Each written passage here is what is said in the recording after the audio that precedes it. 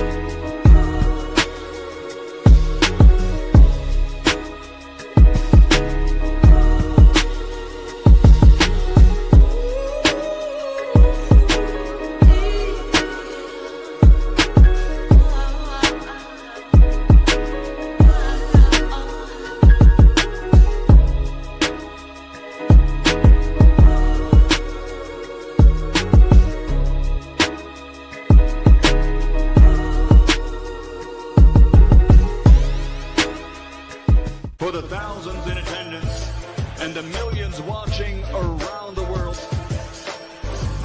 ladies and gentlemen, let's get ready to rumble! Yeah. What's going on, family? This is that boy, Coach Malachi, in the building, and we are back. You know, True Media Podcast, we back. We back up in this BI, man. I had, got a lot of little stuff on just a few things on the desk right here, so I'm finna decorate the desk and shit. I'm gonna put a black cloth on it, a black cloth on the desk, and put some more, stuff up. I gotta put my other pictures back up on the wall. I got a picture I want to show y'all, man. Oh, y'all gonna love this. Hold on. I gotta show y'all this. This the type of stuff I have in here. I gotta show y'all this. Hold on. Y'all hold on. I have to do this for y'all.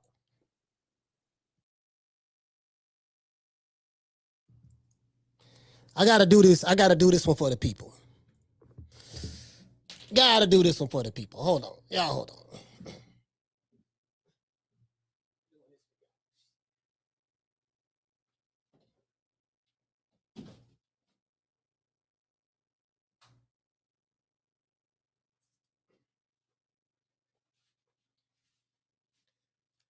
See, you surround yourself with, you know what I mean, with greatness. Hold on.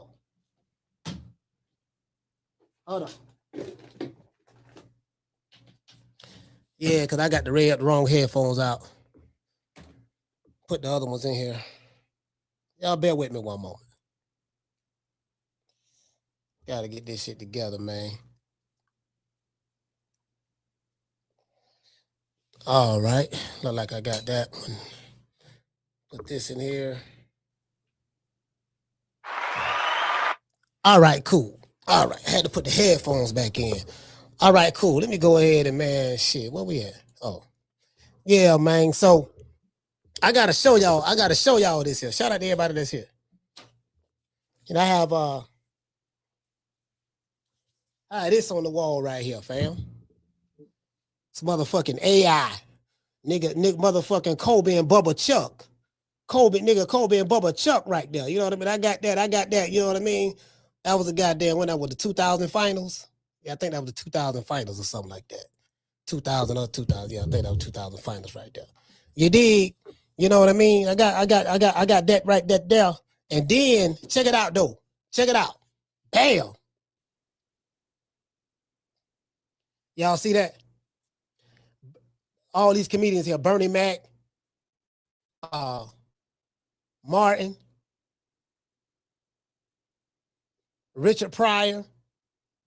I don't know. It look like Richard Pryor. Who else they got? Hustle Man, Cat Williams, Red Fox, Chris Rock, Bill Cosby, Robin Harris. Who else they got here? Hold on. Man, shit. They got Eddie Murphy. I don't know why they got D.L. Hughley garbage ass in there. He ain't funny. They got D.L. Hughley and Said the Entertainer in here. I just thought about that. Chris Tucker, Bill Cosby. Yeah, you get what I'm saying, fam? Yeah, you know, hey, you get what I'm saying? You know, so hey, this is what I have on the wall and shit. So when I be laughing, you know what I mean? You know, I'm in good company. I'm in good company. Hold on. Yeah, man. Let me go ahead and put these pictures back. Put them back up on the wall. I'll put them back up later. Put them back up later. I just set them to the side right there. Yeah, man. You get what I'm saying? Yeah, hey, bro. And he said, "Why they got two fake comedians in there?" Man, hey, man. I saw it and bought it. I saw it and bought it. You get what I'm saying? The good outweighed the bad. You get what I'm saying? The good outweighed the bad. We got over 100. Let's see. Once we get over 100, I'll give everybody a round of applause. Let's see. We ain't got over 100 yet. We almost there. Anyways, he say Big John Doe. Yeah, Big John Doe. It is what it is. Hey, shout out to Miss Connie. She say the fillers. Man, shit, I could have, man. There's a whole bunch of motherfuckers. You could have put Rudy Ray Moore on there. They could have put motherfucking Paul Mooney. They could have, man. They could, you know what I mean? I could think of quite a few black comedians you could have put on their sides. Them two garbage ass niggas, well, especially. Anyway, shout out to Mr. T. Hey, okay. Dropping that $2 super chat. He say Rolly's heart pumps melted pink. Crayon wax duck. Hey man, you know Big Rollo.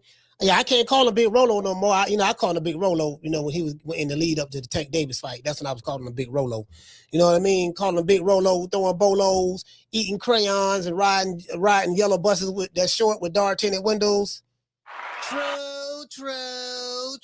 Yeah. Facts. You know what I mean? Booger Ray's sweetheart. Booger Ray say his favorite fighter was Rollo Romero. He said Rolly is the only one that checks on me. He's the only one that checks on me. Like out of all of the fighters, out of everybody, Rolly is the one that really checks on me. You know what I mean? That's what Booger Ray was saying. You know what I mean? So he got a special relationship. You know what I mean? He got a special relationship. So.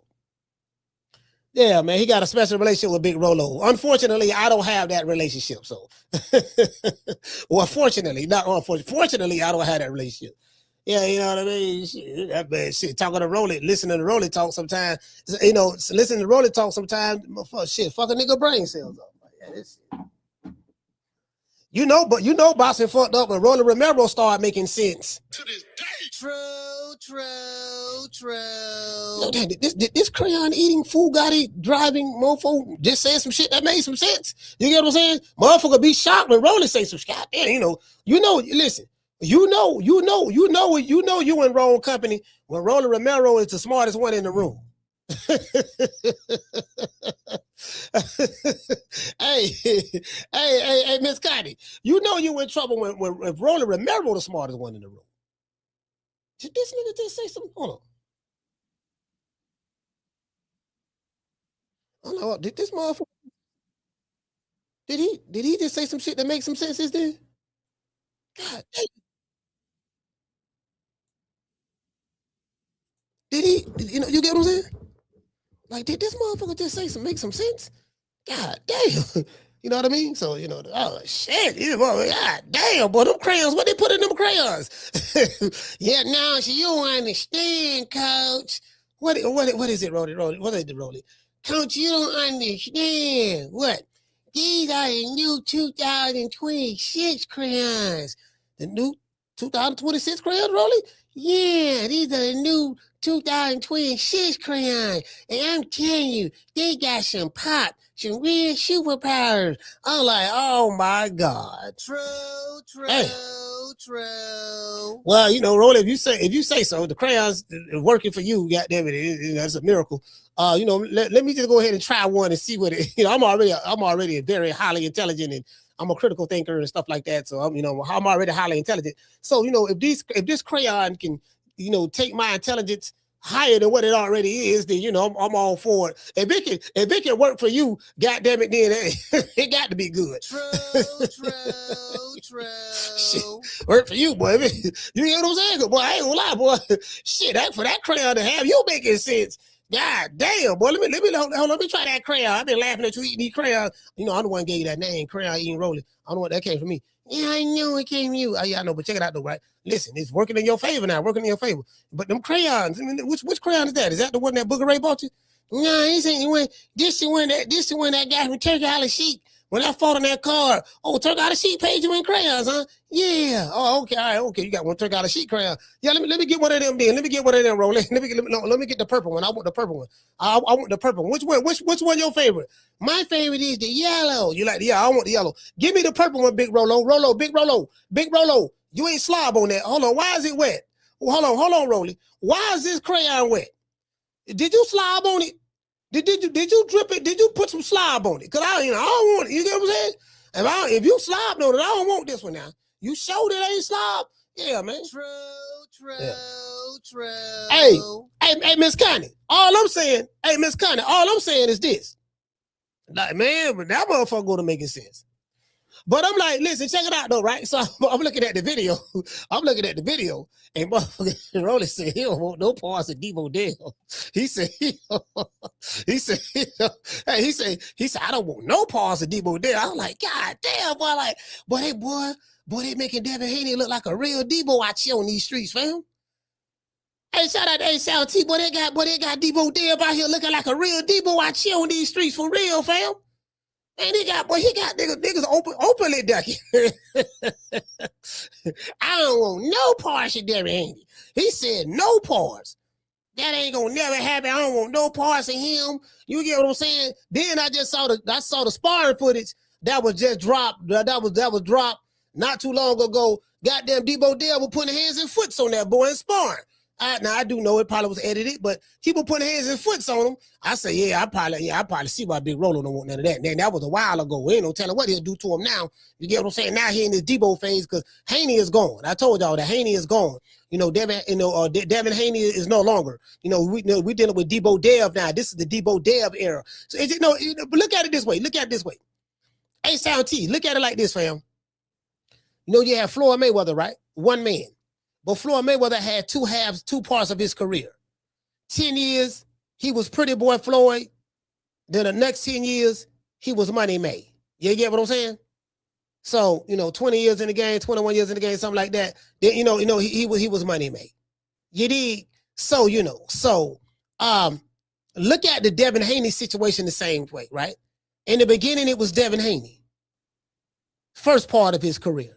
Now we going into the Deebo phase, the second part of his career. Instead of being Pretty Boy Floyd and then Money May, it's Devin Haney and then Deebo Dale. True.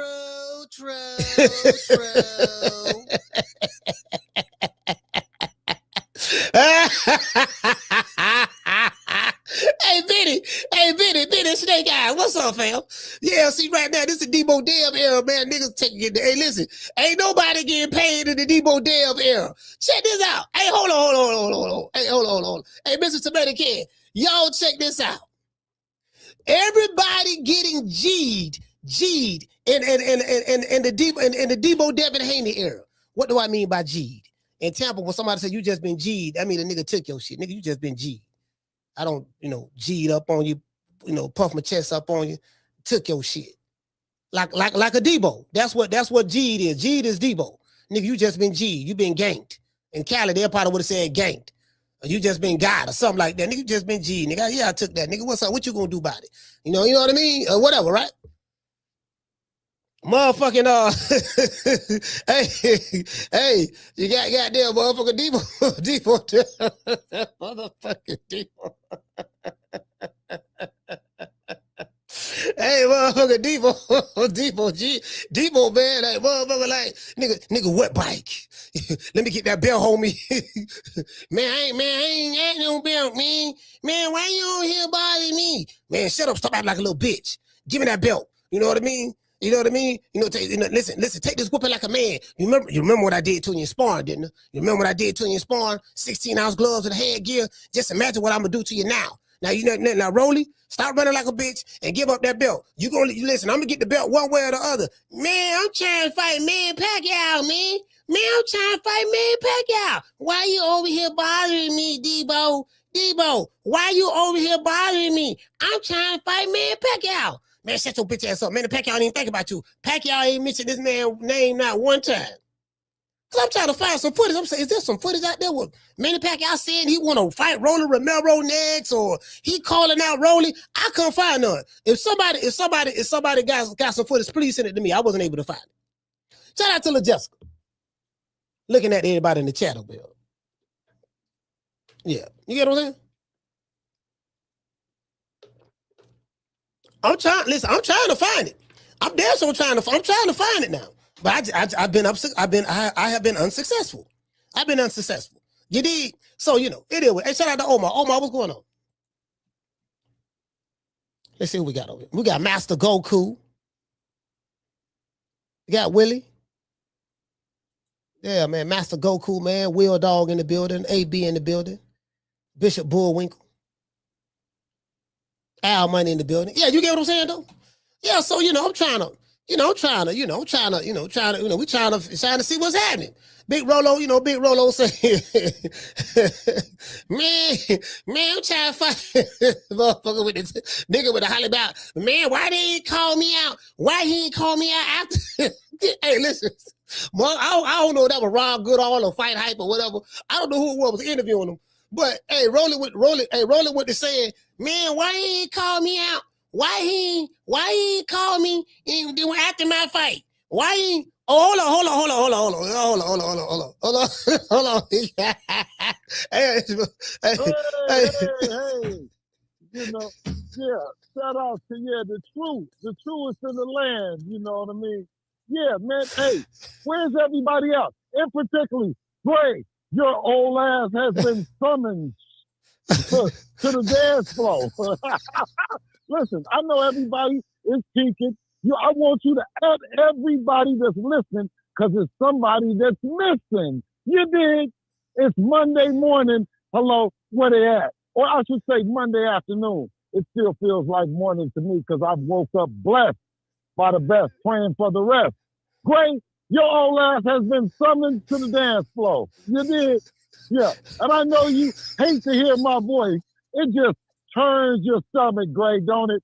You know, I know right now you're hearing it right now on that back porch. No, you might be on the front porch. Nevertheless, you're on one of those porches and you saying this goddamn Bill Haney. Yeah, it's me, Gray. You've been summoned to the dance floor. I don't know if you want to call him, right? Or do you want to page him, Coach? Because he's probably still got a pager. You dig? You know, since he's so gully with it. You dig? Hey. Man, shout out to the chat, man, and shout out to everybody, man. What a wonderful, I should say, weekend of boxing, as usual. Man, Bill, look here, man. Check this out. I saw the video you dropped where you was after the Lamont Roach fight, Lamont Roach and Esau Pitbull Cruz fight. You know, you gave him some advice. You praised him for his performance. And you said something about do the Devin Haney. And you said something about next time, don't make it so close. Don't, you know what I mean? Like, you got to really, really separate yourself in that fight. What did you mean by that? Because when you said do the Devin Haney, what you meant by that? Well, shout out to Ashaki Foster putting a jab on Stephen Fulton all night. I mean, he managed to pull out a performance we didn't get a chance to salute. Yeah. Ashaki, you know you bad. Listen, you know you bad and you moving when they just say your first name. You understand what I'm saying? Yeah. So shout out Oshaki, if you can hear what I'm saying. Shout out to you. You know what I mean? And what you guys been doing. The Foster family, another good family in boxing. And I'm happy to see them. You know what I mean? Bittersweet. But, you know, shout out to Stephen Fulton and hopefully that he gets back, because, you know what I mean? The game, I don't know what the game, you know what I mean, is going to be like without having him around. You know what I mean? You know, he's a little bit older than Dev, and we've watched him. And, you know what I mean? So it was bittersweet. But shout out to them, you know, because they made up tonight as well. Okay, but you still ain't answered the question. What about Roach and Pooh Cruz? Oh, no, definitely. Listen, what I'm saying is it's one of those times where Roach and you know, senior and junior, they got to go back in the lab and they got to just get over that hump. They right there, but on that particular night, they didn't do what I know Roach and them to do, is be elite boxers. Yeah. They all through the amateurs, you know, and into the pros, But he started speaking one of those talking points of the media, and it was the same thing that we went through with Garcia when he said his no. He told, I think he told Cameron them that he wanted to go in there and destroy Pitbull. He wanted to, he had got emotionally invested, and it's something when you have a technician, a boxer, who becomes emotionally invested in something that's not their style and their way of doing things. So on that particular night, Saturday, one of the biggest nights of his career, he wasn't himself. Shout out to Pitbull, the Cruz team, and the whole media machine that influenced Lamont Roach, to do something and be something that he wasn't on that given night. It's all part of the game. I see what you're saying. He chose the wrong style. He was trying to bang with a puncher, and he took a lot of unnecessary shots. On the biggest night of his life, he fought to fight of his opponent. What a wonderful job the Cruz team and the media and everyone did, creating a narrative to have this young man go in there, and he's looking back on, he's like, God damn. I prepared all my life to be influenced to fight a different style fight than being the true boxer that he is. Yeah. You understand what I'm saying? And that family represents right off of that DC. When you think about that, when you think about DC and all that it brings. Slick fighters. Yeah, you're right about that. Because he fought the wrong style. He went in there trying to bang with Roach. trying to bang with Cruz. And instead of boxing him, swimming without getting wet, instead of fighting him the way like a Pernell did Julio Cesar Chavez, or how Devin Haney did Regis Prograis. Can I say that? Two extremely talented hotbeds and markets for fighters. No different than Philly and DC. Shout out to them. Yeah. But when you talk about When you talk about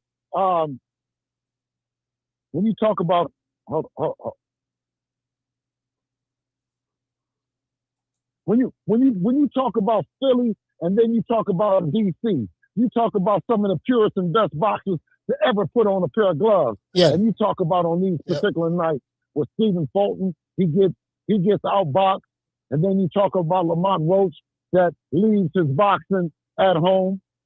Hey man, listen, man. If the people ain't getting what's going on right now, then guess what?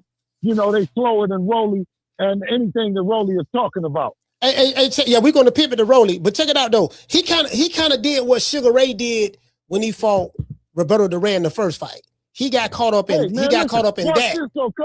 Watch this, coach. It's so amazing when you come in and you give them the fight of their life. You give them the fight that they wanted, right? Right. And instead of you being considered a warrior, they say they don't even want a rematch. I said, listen. So, watch this. No. If we keep going forward, then guess what? We're a bigger fool than Old Man Thompson and his mule. You dig what I'm saying? Yeah. Old man, you know what Old Man Thompson is GOAT did. Yeah, he jumped over the fence with the fence open. You dig? Old Man Thompson. Old Man Thompson ran behind him and jumped in the river to get off the rain. You know what I'm talking about? So listen, if we keep going for this, we deserve it. We have the most athletic makeup and build, and we have the IQ, we have all of the discipline to stay at the top of the game, and we get manipulated to fight in a way that we haven't been, that we're not gifted to, right? Come on, man. I grew up on this West Coast, so I know at certain spots, you know what I mean? What the Latino blood and what Mexicans have represented is resiliency, being tough. You know what I mean? Yeah. Standing in there and taking it. And they take pride in that. Mono, eso, all these things. You know what I'm saying? Practices their whole life. Generations been built up on it. You dig what I'm saying? And now you want on this night me to tell my boy or me to influence a fighter or say, no. You go in there and you go box his ears off. You see what I'm saying? They're going to be upset. Eso. Yeah, eso. Hey, look, Bill, so this is the thing, right? When you said I'm thinking about game plan because you came up with the perfect game plan to nullify Brian Norman. Now, I was under the impression that Brian Norman was going to stop Deebo Div. I was under the impression that, man, look, Deebo ain't look the same. Brian Norman, he coming off of these knockouts, this and that, and, Brian Norman, for all intents and purposes, is down south black Mexican. And he used all the talking points. He used the dress code. He used everything about it. Yeah. He used all that. He identified and all the stuff, and he got punished. The same way. Hey, look, man, I got the Deebo Devin 5 shirt on. I got the Deebo Devin 5. When I saw that second round, I was like, God damn, he finna knock him. Yeah. Bro, I swear to God, bro, I was like, oh my God. everything, I was clouded, right? Motherfucker, Dev got punching power. Dev took him. Dev got hit with the chin. Dev got hit on the chin and took it. Dale dropped him and stood over him. Yeah. I was like, what the fuck? Hey, man, come on, what happened? I ain't gonna lie. Bill, what y'all did? I promise you see what's going on now. So if Norman would have went out in 2, they wouldn't have known what to do. You see what I'm saying? Because they already having problems with the 12 and missing 36 minutes. Now, if he starts cutting it short, because I call him missing 36 minutes. We got 12 rounds. We got 12 3-minute rounds. That's 36 minutes. Yeah. Yeah, we got 36 minutes to dispel all of that bullshit that a person has said about Devin. Right. You know what I mean? And listen, just like I told Rolly, I sent the message to Rolly. I said, Rolly, if Deebo catch you anywhere in that ring, you know you're in trouble. Just like we told, I told Brian Norman too. See, so they all doing all the talking and all the stuff. You went quiet. Bill, you went quiet. Hey, listen, they were doing all the talking, but you went radio quiet. I was like, damn, man, what happened? He ran Bill off the block. Bill, you went in the lab. Listen, you went in the lab, Bill. Hello? Yeah. Listen, you got to. When the niggas start talking more shit than Papachinko, who's Lomachenko's daddy, or Robert Garcia, a 2-time trainer of the year, this nigga Brian Norman Sr. was talking unusual shit. I said, listen, I'm going to go into the lab. I'm going to take him serious. We're going to show up early. And I said, you know what? When I got there and we getting up together, I said, this nigga still ain't showing up. He must just be talking. I said, I don't know if this nigga, I don't know, but I said, let's keep working. Y'all, let's keep working. By the time he showed up to the place, he's still talking about what he gonna do to me. I said, nigga, you have sleep. I looked at the nigga. So I said, well, let me see a little bounce. And I seen a stumble in him. I said, Dev, go see what he got. The minute that you go in there and everybody talking about he's scared. I said, Dev, as soon as he's gonna be standing right here, go see what he got. And I said, go ahead and see. I want you to take a good look. And if he don't react, then he's just like one of them German shepherds. As soon as some shit go down, right? You know how a pit bull, you know how a dog just freeze? Yeah, freeze, yeah. And just start going, right? And a pit bull scratch. Yeah. You know what I'm saying? A pit bull gonna attack. You see what I'm saying? And that's what I knew what Brian Norman was looking to do. He was looking to counter. That was my first sign with him to say, okay, you waiting for Devin to slap the shit out of you. Now your shirts has been pulled up. You done did everything. Now he like an Oakland nigga playing in your face. So see, Oakland niggas was gonna get off. I said, go give him that one, Dad. Go give him that old, you know what I mean? Rule number 77. You know what I'm saying? So he put the rule number 77 on him, right? And he didn't move. I said, well, this motherfucker, he gonna have to slap the shit out of him for something to happen, right? So, but I knew then when the second face off, you know what I'm saying? When Dev sat in front of him, you know what I mean? And here this motherfucker didn't do nothing again, right? I said, okay. The first round, he gonna come out and he gonna come out hot because he got a lot of shit stored in him. You know what I'm saying? Yeah. Dev don't do nothing but just look at him. You know what I'm saying? We got 11 more rounds to go and a 12-round fight, and he ain't never been here. Yeah. So we're gonna give him the one and we're gonna look at him real good. The second round, he came out, I said, Dev, he's gonna come out hot because he's looking at the offense. He's not looking at the defense, right? And sure enough, I didn't even know his daddy was going to say, go get him, because at the same time, we were saying that, okay, now, you know what I'm saying? Yeah, walk him into it. Half step back and counter, because, you know, everything that he do, you know, he's over his feet, you know, from what we studied. So I didn't know if he was going to make an adjustment to that, but he was the same Brian Norman. Man, hey, listen, hey, Bill. So, I think the thing that got me was this. I say, because I remember when I had Brian Norman Sr. on the show and he was on Mill City in different places. I was like, man, look, man, you coming out on doing these videos and you telling Bill and you saying to everybody, well, Devin Haney do this wrong. Devin Haney do that wrong. He better fix this before he fight my son. He better fix that before he fight my son. And I was asking him, I said, look, man, you don't think you like giving away like the game plan or saying too much? It's like a football team, right? You know, I had never seen no shit like this in all my life. And all my times of ever doing anything in life, I've never had a nigga call me up and let me know everything that he's about to do to me. I said, shit. I said, oh shit. I think this motherfucker's a bad motherfucker. He's the biggest fool. His old man Thompson and his mule. That's all I can say. You know what I mean? I say, listen, hey, I don't know what old cockamamie kind of scheme he got that he's going to mentally mind fuck me into believing that I'm going to let you do all the same shit that you're telling me. So I don't know what old cockamamie story he got down there. What he devised down there in that goddamn garage. Hey, that Bill. shit might work on cars. That shit don't work on human beings. I'm telling you. That's some more kind of mechanic shit or something. I don't know. You just tell the customer who's gonna, and then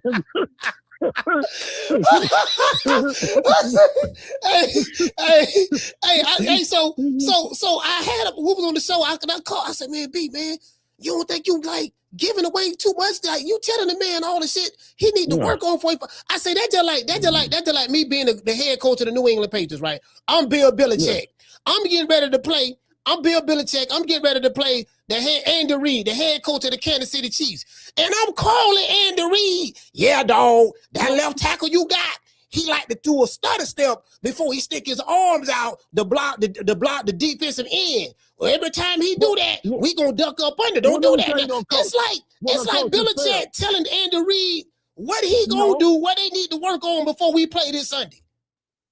No, because really, coach, you gotta understand.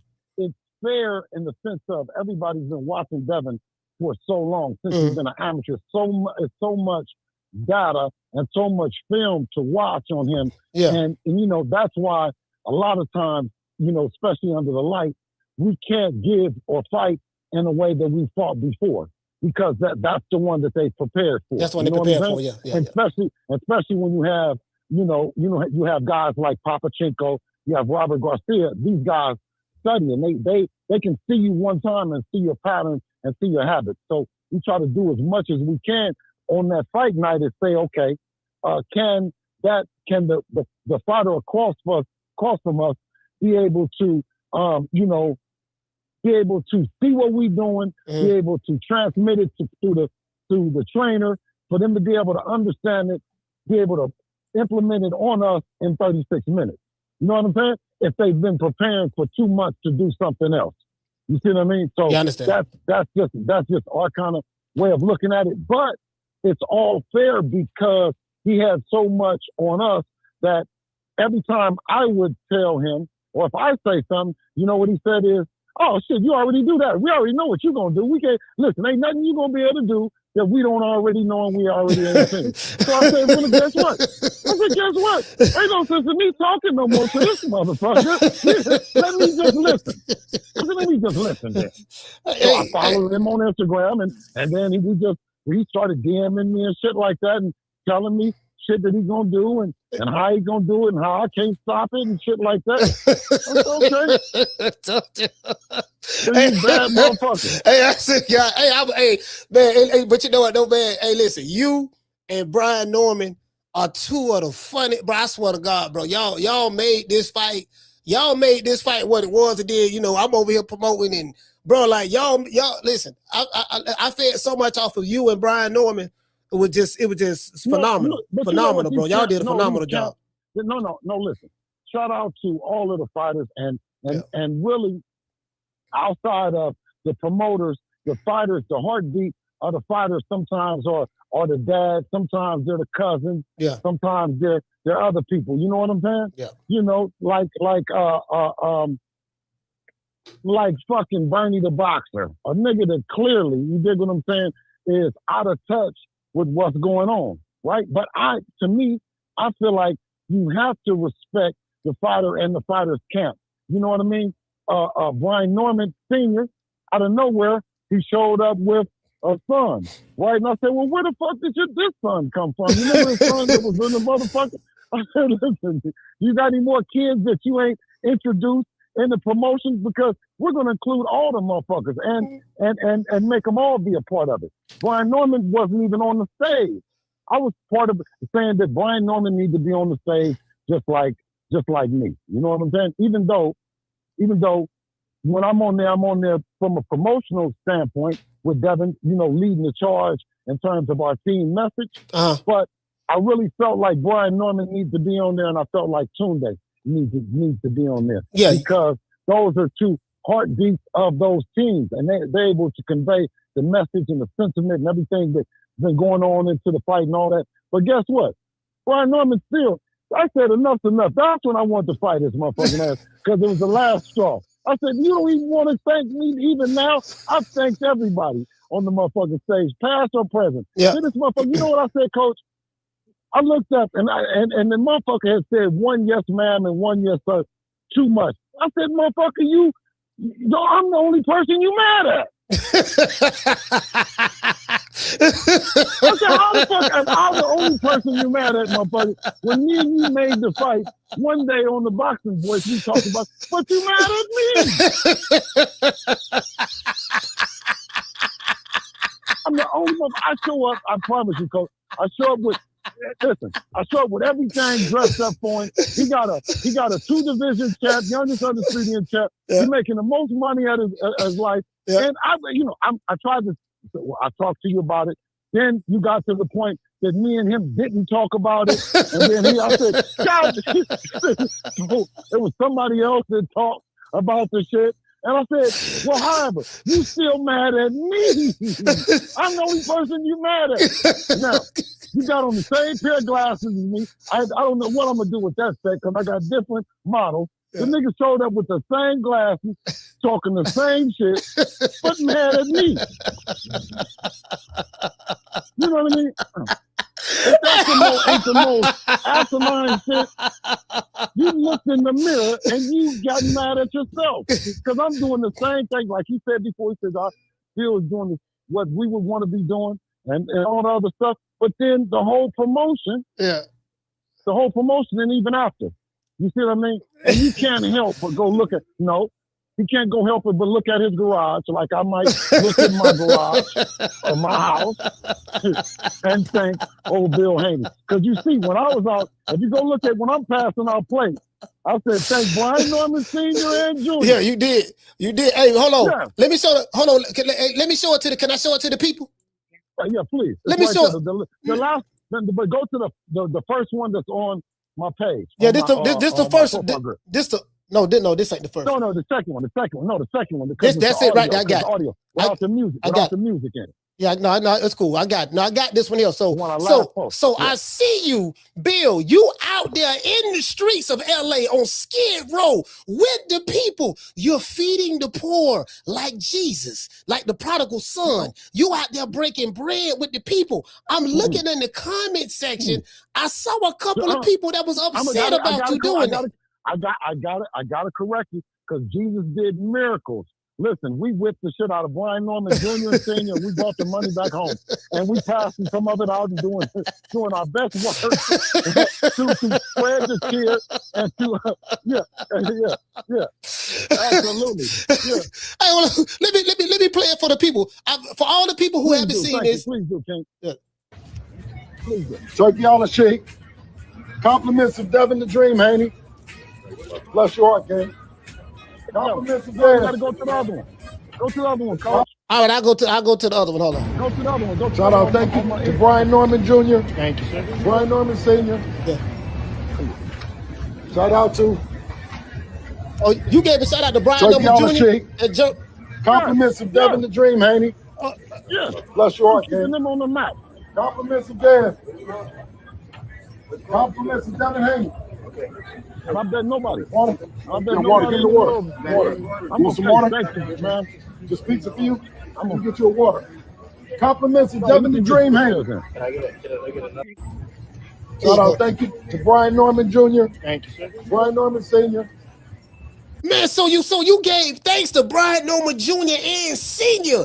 Even after all of that, you thought about them. What made them? Listen, what about them that touched your heart enough to mention them while you out there doing such a glorious thing, feeding the people? Hey, man, listen, man. Them people been good to us. It was good promotion of history, right? They gave Devin an opportunity to become a 3-division champion. You know what I'm saying? And we gave them an opportunity to, of course, make history, make a ton of money. You know what I'm saying? And we locked in, no matter how he feels about me or what he's saying, because at the end of the day, I cannot thank Turkey without thanking the Norman family. I can't thank Steeler and the Zone and all those things without thanking the Norman family and all of them, his brother and everybody that went into it, that built it up. You know what I mean? And got him ready and got him to the ring. Hey, You know look, what I mean? hey, Because Bill. you see what's happening with the North. Watch this. So you see what's happening with Romero, Rolly Romero. He don't have a joker speaking for him nowhere in the world. I don't see nobody saying that, Rolly, well, you know what I mean, is about to beat Devin Haney. The team is scared.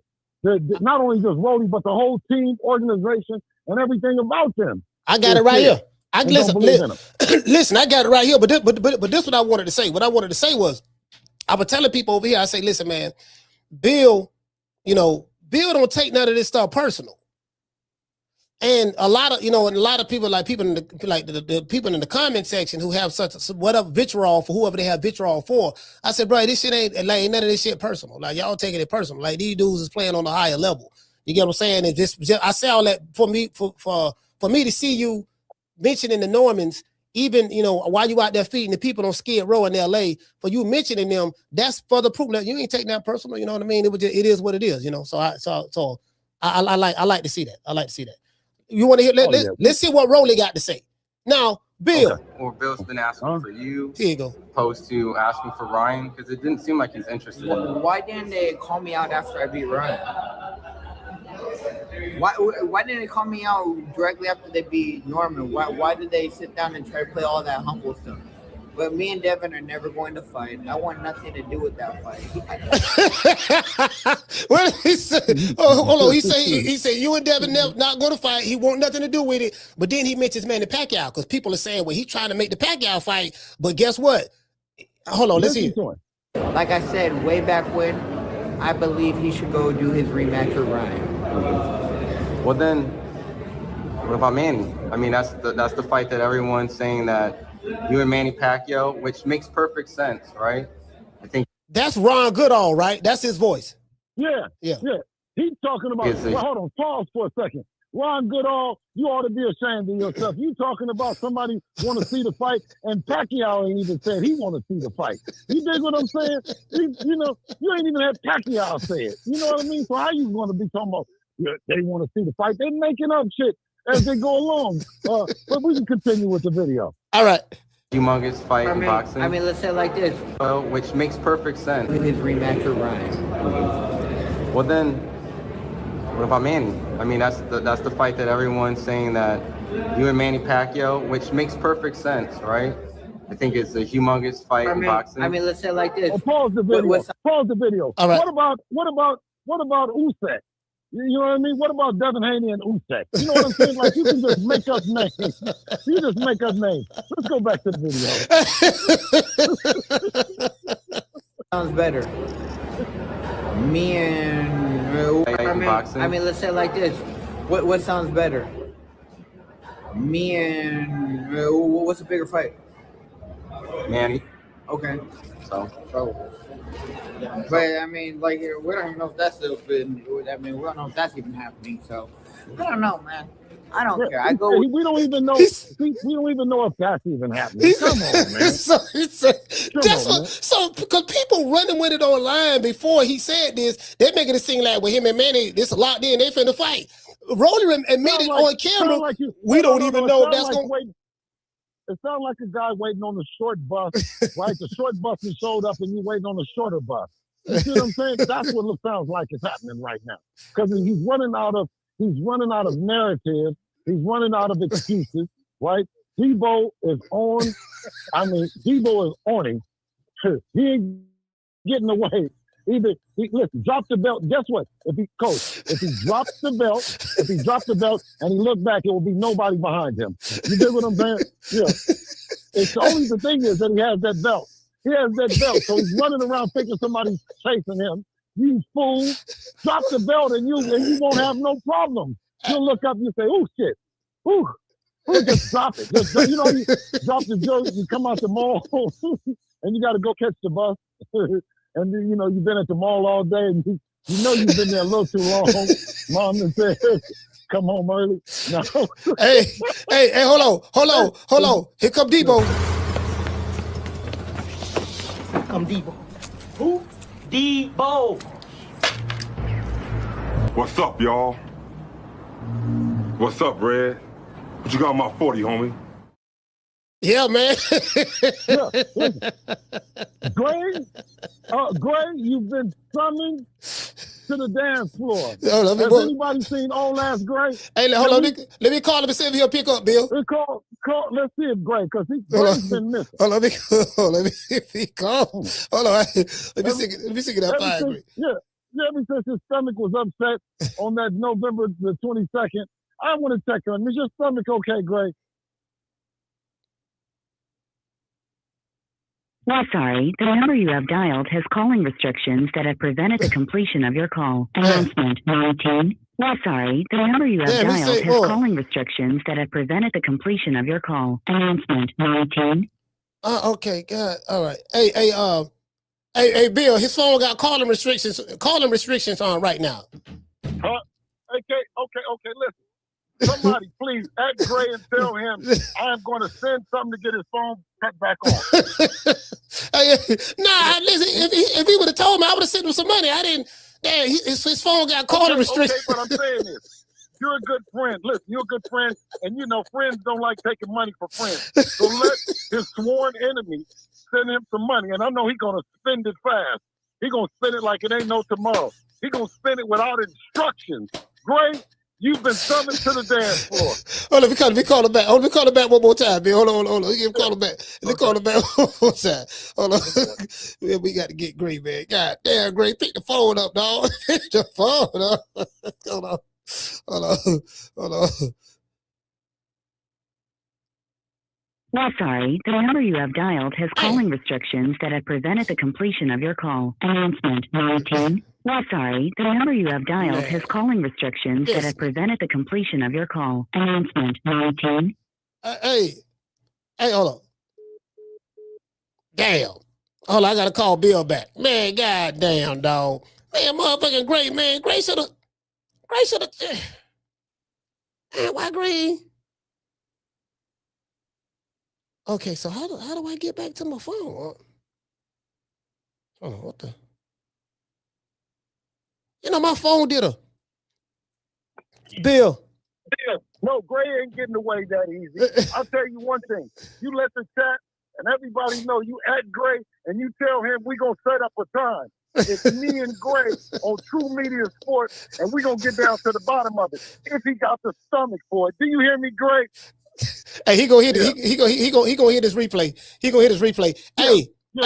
Hey, Bill. So it appears I'm listening to what Eddie Hearn is saying about Deebo Dev, saying that people don't want to watch him. He boring, this and that. I'm hearing what Rollo is saying now and this and that.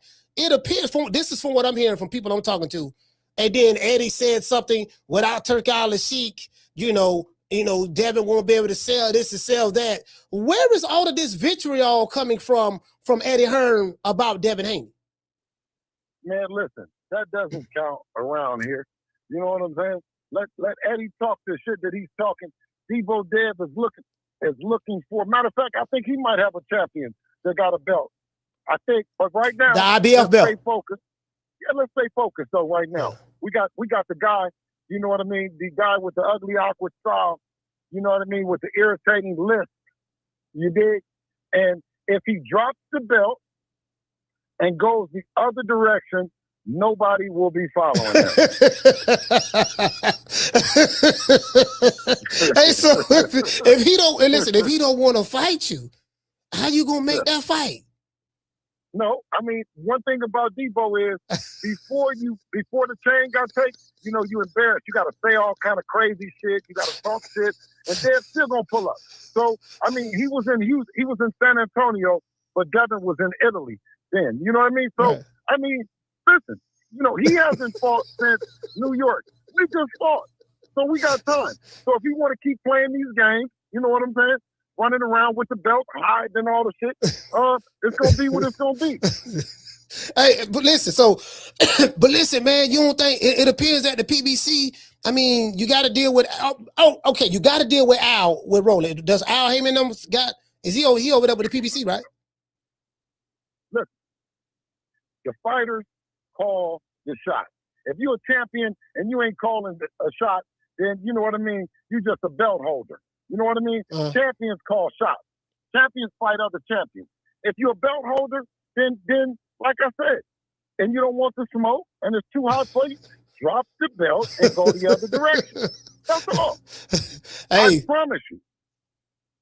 You think so? He's saying that Ron Goodall brought up, you know, Manny Pacquiao and all this stuff there, and Manny Pacquiao be a bigger fight. And I'm like, they thinking about the old Pacquiao. They think about when Pacquiao when Floyd was boxing. This version of Manny Pacquiao ain't a draw. You know, listen, I've heard about the numbers. Manny Pacquiao has earned a legend versus legend fight with Floyd. Let them do legends versus legends. You know what I mean? Yeah. I'll support it. You know what I mean? But right now, right, let the legends, until one of the legends come out and say that that's what they're going to do, then we still fighting to become the legends in the sport, unless you've gotten lost in the sauce. You know what I'm saying, Mr. Romero? You know, Bill, you know, I call you a visionary because you was the one that planted the words of wisdom or planted the seed into Terrence Crawford's ear to get him to think about accomplishing what he's accomplishing by beating Canelo. There's a lot of people that are upset with you about that. It appears that, you know, y'all keep winning. Deebo Dev, he bounced back from last year, and then now, you know, on the big stage, we saw what he did to Brian Norman, and now it seemed like Devin Haney is his confidence or whatever you may call it. You know, it's like he's coming back from a popularity standpoint or whatever, but you still have people who don't like Dev. What say you about that? It seems are they trying to stop y'all from getting big fights after this Norman fight? Well, I went on a campaign. I asked everyone for some months at a time, right? I just kept asking, who's your favorite fighter? Who's your favorite fighter? So we wouldn't have any problem when Deebo pulls up. We knew we got him. You know what I'm saying? So, I mean, you know, all they got to do is if they listen, they can call in. Because, you know what I mean? What a blessing it is for a coach, a manager, a father to go, you know, on a podcast and not get no smoke. You know what I'm saying? That thing's supposed to be, that phone's supposed to be ringing like a hotline. You know what I'm saying? I mean, and I'm talking about a 3-division champion, undisputed champion, a fighter that's globally known, you know what I'm saying? And that has all the descriptives that make you want to go and knock him off. What better place could these other fighters be in, if not Devin putting them in a potential winning position? So when do you plan on when do you coach? Well, listen. If I planned that Devin was knocking everybody out, how would you get the fight then? Right? Because everybody don't want to fight him because they're knocking him out. Right. They're describing him in all the descriptives that say they should be beating down the door and they should be in line to do it. You know what I'm saying? No, I totally get exactly what you're saying, but it appears to be the total opposite of what's going on. It doesn't seem like no one is beating. It's the same talking points. It's the same talking points that you hear with Floyd. Take anybody and suddenly says, what did they say about Floyd? They're going to say that he's boring. Yeah. They're going to say brittle hands. They're going to say he's not a draw. He don't put asses in the seat. That's what they said about Pretty Boy, and that's what they're saying about Deebo. So you taking this? Hey, hold on. Where my main man at? My main, I don't know his name. I called him Ned the Wino, but I ain't know his name. But he say Deebo Dale for the not Brian Norman out. Where he at? That's our guy. You know what I'm saying? That's Daryl Flanagan. You know what I'm saying? He funny, bro. You know, he's a real heartbeat of the team, and those are the kind of members that you have. And he told him. He said it. He said he's going to stand over. He's going to stand over. He said it, bro. He said he's going to stand over him, and that's what he did. You know what I mean? So, and I remember Brian Norman saying something about that guy is on wine, and see, what you need to, whatever he's drinking, that's what you need to pass out to your team at the next fight. You dig what I'm saying? Talking about my guy. Shout out to Daryl. He probably listening. Hey. You know what I'm saying? But he's been there with us since the beginning. I think I talked to you off the record about that. Yeah. You always want to have somebody on your team. I saw like that. Listen, in the video, there's a video where Dev is talking to Floyd, and Floyd telling him about when the dude had more experience than him, and he tried to corner him. When he tried to corner him, he tied him up. You were standing right there. You had a guy standing right next to you, but I saw Daryl. He's in that video. Oh man, this you know what I mean? The core of the team, you know what I mean, has remained the same, man. And we keep the same mission, you know what I mean, to Devin, you know, to be on Mount Rushmore boxing. Is it safe to say, because after I looked at the fight and everything, I said, man, Bill like Quincy Jones. He kind of like the dude who put it all together. You know, he's the producer, you know, he's bringing all the parts together. Like I heard Quincy Jones say this. Somebody said, well, how the hell Quincy Jones, the producer, he don't play no music. Or he do, but he don't make no beats or play no music. And I say they don't know what a producer is. And when you have super talented people in the room and you can bring out the best with no confusion, you know what I mean? I think that's what Dev points out, you know, when running those camps. Because when you have a camp, I mean, and you got a lot of egos, you got a lot of information being wanting to, you know, be passed out. You got a lot of information being received.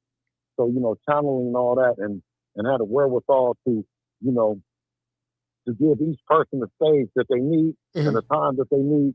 You know what I mean? I just thank God for the patience and the wisdom we're dealing with it, you know, and maybe continue to have success with the team that we have. Yeah, but that's what I'm saying. Like for you to have the humility to be able to pull all these different pieces together, because Quincy Jones said that, well, look, just because you got a jigsaw puzzle, right? If I put all the pieces that's laying right in front of you, you wouldn't know what to do with it. He said, but the executive producer, but the producer is the one who show all the pieces where they should go so that you can see, you know, so you can see the puzzle together. You know, I can take Bill and get him to work with Floyd, and take Floyd and get him to work with Buddy McGirt and this and that. And all these great people come together, you know, to produce a project. In this situation, you put together a team. About another producer. Shout out to MC, you know what I mean, who, and a lot of people don't know MC, but when you think of Frank Martin and you think about that hell of a knockout, the addition to Buddy McGirt, world-class, world-famous fighter and trainer, a man that knows the business of boxing. Yeah, that's great addition right there from another, you know, good manager in the business. You know what I mean? Is what this thing is all about. Yeah, Buddy McGirt, man. I interviewed him twice, man. He, you know, me and him born the same day, and he's actually 10 years older than me. So it's like Buddy McGirt, man. He's a real sharp dude, real sharp. And you're a student. I like to see Frank back on top though. I like to see Frank back in the you know, in the contention and on people's, you know, tongues, you know? You want to talk to the people? I always do. All right. Hey, hold on. Phone lines open, y'all. 530-494-9636. And y'all get off the phone. If Gray come on here, watch out. I don't mean no harm. I don't want nobody to catch no friendly fire. You know what I'm saying? Hey, bro, you got some slick shit to say. Hey, Bill, I told everybody, I said 3 people I can't do nothing with. I say Bill Haney, Brian Norman Sr., and Gray. I say when they talk, I just get quiet because I can't do nothing with y'all. Hey, man, phone line. Go ahead. Hey, you know what though? The only thing is that I don't know if Grace, speaking from experience, but that motherfucking Brian Norman, he be coming off the motherfucking hip with shit though. You know what I'm saying? No, he do. He do. Yeah, he do. Because the shit that he was sitting up saying, I'm like, man, where the fuck you get that from? You see what I'm saying? The man, goddamn, listen, the man is out there. The man is in the middle of Saudi Arabia, and he's saying, you high. I said, hey, fool, they don't even have alcohol here. What are you fucking saying, you stupid motherfucker? You done brought that shit from, hey, listen, what a motherfucking, I tell you, that goddamn Mill City, and they motherfucking shit that they be having going on over there. He brought the talking points to Saudi Arabia. I said, no, man, you were supposed to leave that shit in the U.S. I said, goddamn, man. The whole place got quiet. I said, this nigga here. Hey. What is he talking about? Hey. Lock this nigga up for conspiracy. You dig what I'm saying? Hey, hold on, Bill. There's somebody calling. Hold on. Call from. Hold on. Hold on. Let's see. All right. Let's see. Let me merge. Okay, yeah, I can merge right here.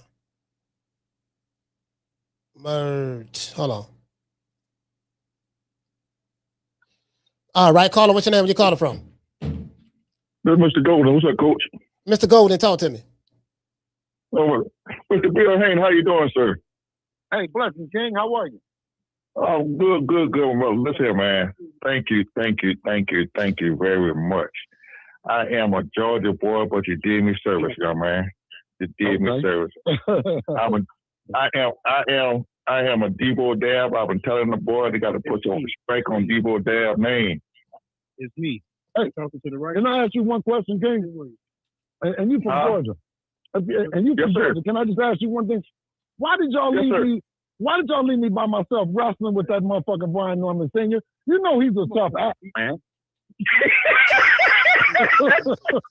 You know he's a tough ass. Down there in Georgia. Man, y'all know. Look here, man. I can't do nothing with him. I'm 4 hours away from him. I live in Savannah. He lives up there in Atlanta, man. I'm 4 hours away. I can't do nothing with him, man. He's tough now. He ain't nothing to play with. Man, listen here, man. But listen, I've been telling everybody for months. I enjoy your son. I think he's one of the best young man that's coming up, man. And congratulations to the both of y'all, man. Real talk, dog. Thank you. I appreciate you. Real talk, man. Tell Dad to keep his head up and keep doing what he's doing. Don't worry about nothing, man. And Rolly, leave that man alone with that short bus, okay? You know he on a short bus, Bill. Hey, we're gonna be coming to Georgia, and we're gonna post it up on the social media. And please come out. We're gonna do something for the community and stuff like that. But we've been there before, so you can look on YouTube and all that. We love Atlanta, Georgia in particular. So we're gonna come and try to do something special. All right. All right. Well, you know, and that was skipping a hot ride for me, man. Okay, I appreciate you. All right. All right, salute, fam. All right, Coach, man. Shout out to Mr. Golden. Oh, hey, Bill. Yes. Hey, this is nice. So if you do something, for Atlanta, are you going to invite? Yes. Are you going to invite the Normans to come out? Can they come? Yes. Oh, okay. All right, good.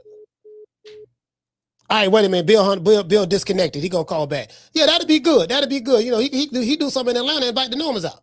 He saying, Coach, we know Rollo was a duck. He does not quack. Hey, bless. Gonna go to Atlanta. Hey, you get what I'm saying? Yeah, man, that'd be nice though. That'd be nice to see, you know, he do something in Atlanta and then to see them back together like that. You get what I'm saying? That'd be good. Yeah, man. Omar say he ain't doing nothing for the ATL. What you mean he doing that for the ATL? What you talking about? What you talking about, fam? And you said what you said? You said that disrespectful. How was that disrespectful? How was that? How was that disrespectful? Bill. Yes, sir. Yeah, man. Hey, look, yeah, man. Somebody said that'd be disrespectful if you was to throw a party in the ATL. Do something for the.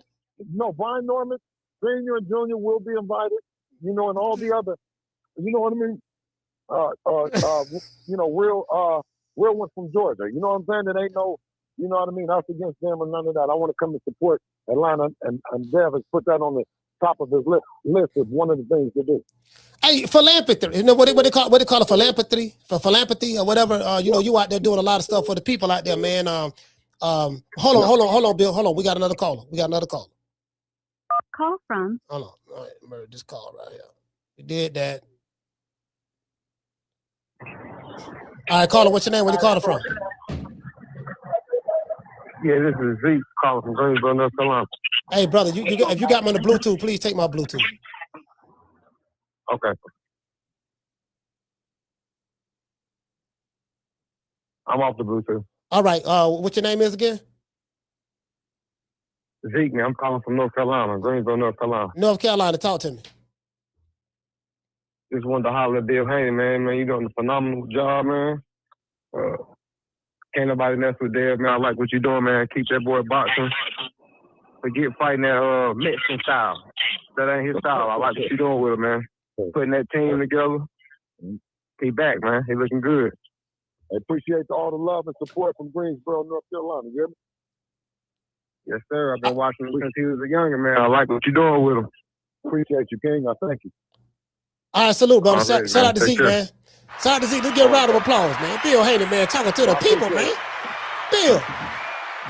Bill, man, you talking to the people. You in the streets feeding the people. You like the modern day Don King. Hey, listen, I do it for you. I do it for you. I do it for the people.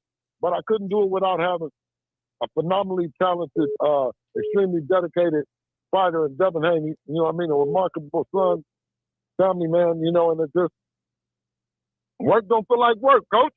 It don't feel like you know what I mean. There's no clock to punch on and punch off. It's fortunately for me, you know what I mean. My business is in a sport that I love. You know what I mean? Yeah. Love and respect. You know what I mean. So there's never no amount of hours that goes into my passion. You know what I mean? Hey, you know what? I know you come from the music business as well. What are some of the similarities between the music business and boxing, if there are any? It don't have a lot of smart niggas in it. You see what I'm saying? If it was more saturated with more brothers, you know what I mean? It would be even more money, and it would be even more opportunities for the community. Unfortunately, you know, it's only me and a very few, you know what I mean, good and distinguished men that have the mental fortitude and, you know, the resilience to stay in the business. You know what I mean? I just wish that it was more people that looked like me, more fathers, more, you know, brothers in the community. You know what I mean? More real niggas, just more like, you know what I'm saying? More guys that resemble me and my background in this business. Oh, I gotta tell you this. I spoke to Coach Bernard Hackett. He say, look here, man. He say, man, throw a dog a bone, man. He'll love to have an opportunity. You know, if Dev one day was to look at Jaleel and maybe want to give him a shot or something. Right, look. Jaleel has worked, and he'll always be a part of anything that we talking about future, you know, and present. Him and his dad continue to work, and he continue to keep his fighter and his son's name on the lips in the boxing community. So for that, you know what I mean. I salute to him doing a tremendous job. All right, well, it's okay. We got a super chat. Guess what? And we're not gonna overlook it. You know what I mean? Put him on the list, and we look at it. You know what I mean? We don't. Yeah, I don't overlook him. I ain't gonna do the Hacker family like that. All right. Hey, so Green Eye say Rollo want to fight the elderly, and Omar, shout out to Omar dropping that dub on your boy. He said congrats to the Haneys. He said if Rolly doesn't take the fight, who's next? Well, we like to have tunnel vision. We like to look at something and say that, you know, Dev said that's what he wants. You know what I mean? And until you know, and he's in Italy right now. So until he tells me, nah, I don't, you know what I mean? I'm looking at something else. That was my assignment. You know what I mean? And I take my job seriously. Yeah. You know what I think? You know what? Now that I think about it, I think with the people that you're aligned with, you know, I think that's gonna happen. Hold on, we got some more calls. Call from R1. Caller, what's your name? Where you calling from? This is R1 from Chicago. What's happening? Town in the house. Talk to me. Hey, I just wanted to call and say shout out to Bill Haney and the Golden Child, Devin Haney, Deebo there. Y'all keep doing what y'all doing. Y'all not getting enough respect. You got these coons out here going against you just to go against you. Yes, sir. Yes, sir. Hey, you know, keep doing your thing. You know, we had Dirk and King Von when we were on Showbox before Devin even had a belt. King, Bill Dirt and King Von came out and showed us some love. You know what I'm saying? So, and that's just one of the things that, you know, we love about Chicago. But the realness, man, you know, we gonna always respect. And Chicago is almost like a second home to us. For sure, man. At BFTV, my home. That's my buddy. That's my boy right there. So he always shouting you out. Hey, no, shout out to BFTV, covering it like grandma's blanket. Oh, yeah. I'll holler at you. Peace. All right, salute, fam. Shout out to doggone Hard One, man. Salute to you, fam. Shot Town, stand up. So Bill, you out there doing a lot of stuff, man. You know, again, you kind of surprised me. I thought you was really going to go in your bag, you know, after the fight, the Norman fight, but you didn't. You kind of kept it reserved. You kept everything cool. You showed it was nothing personal, and it was just another day in the office for y'all. I think we did this. We did this 130 times as an amateur, right? And then he does 33 times as a pro. You know what I'm saying? Like they come clawing, scratching. We gotta get them. First, we gotta pull them and get them in there. You know what I'm saying? A whole lot of DMs and calls and call outs. You know what I'm saying? Because guess what? They be talking until Deebo show up. You know, because I hear him talking, right? I just hear him talking like Hackett. You know, like Hackett. I hear him talking, right? But would he take it if I pulled up? You know what I'm saying? Yeah. Like if we really did it, and that's to be seen. I would say that he would. You know what I'm saying? Just like I thought Rollo would. You know what I mean? And we think that any other champions. You know what I'm saying? So it's not just about beating them in the ring. You know what I'm saying? Outside the ring, we got to get them in there. And I thought with having Turkey Al-Sheikh behind it, all the biggest and best fights, that would kill the narrative that it's a money situation. But now, I mean, you hear it sounds like cricket. Yeah. You know what? It's amazing you said that because, as I said before, from what I'm hearing, I see what the outside people that's bigger than us and a higher pay grade than me, what they're trying to do. But you actually connected to the plug, so you actually, I believe all things can happen. You explain to me. You riddle me this, Coach. Is how can they do that? And Devin is younger than them people. They don't. How do you fool the people?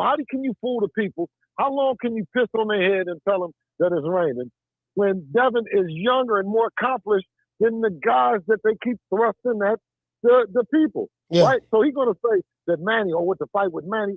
No, I ain't gonna say that. But what I'm saying is you won't continue to do that and be able to do that when Devin is younger than the guys. We fought all the old guys. Now he done Deebo the young guys. Yeah, they don't. What it is they don't like the style of the fight. Like it's the same thing what Eddie Hearn said. He said, "Man, fighting Devin Haney is gonna be a tough out. You know, I don't want Conor to fight him." Something he was saying of that sort. They know, like all jokes aside, they know. Nah, this is a tough out.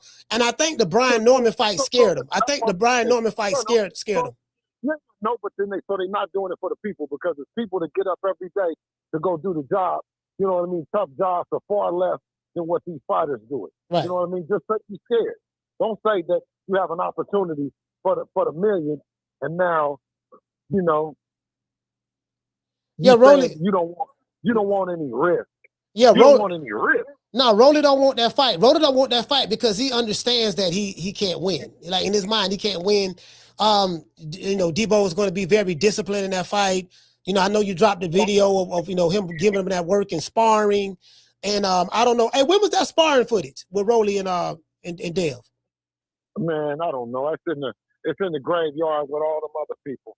You know what I'm saying? All I do is I just type in the road and then it just pops up. You know what I'm saying? Yeah. There's so much. Everybody knows, man. Everybody knows. There's not at this point in time, right? You know, the kid that's gonna be not give Dev no hassle, that's gonna say he wanna fight him, that you know what I mean, that's gonna stand on business. He hasn't been born yet. But as soon as he is, I'm telling you, he's gonna show up. What's the biggest misconception about Deebo Devin Haney? Guys like him are born every 25 years, man. They're born every, you know what I mean, century, that kind of fighter. If he has the fighting style that he could have fought in any era, because that's what it was all about. It was about getting in there with them, with those punchers, getting in there with those guys, and being able to go 15 rounds. That's what I'm saying. It's, when Devin is in there, it's only getting worse for the other guy. It's only getting worse for him. They lucky he stopped it at 12. What's the biggest misconception about Devin? I believe that he can't punch. Yeah, I think he dispelled that. I'm saying this. Well, now listen. If you got so if he hurt him with a hook, he hurt Brian Norman with a hook. He hurt Ryan Garcia with a hook. He dropped him with a right hand, and he got the best jab in the business, right? So that tend to say that he's one of if the not the most complete fighters in the business, because not only can he hurt you, but he can handicap you. He can speed the game up, or he can slow the game down. So the biggest misconception is that Devin can't punch. Yeah, that's what they. But really, right? The fighters and the media drive the message that he can't. When really the thing that they know most is what Eddie said is he's the most difficult fighter to figure out, because we fought so many different ways, and that itself can be intimidating. What is the biggest misconception about you? I know what the biggest misconception was, that while Devin was learning from all these motherfuckers, I was just sitting there.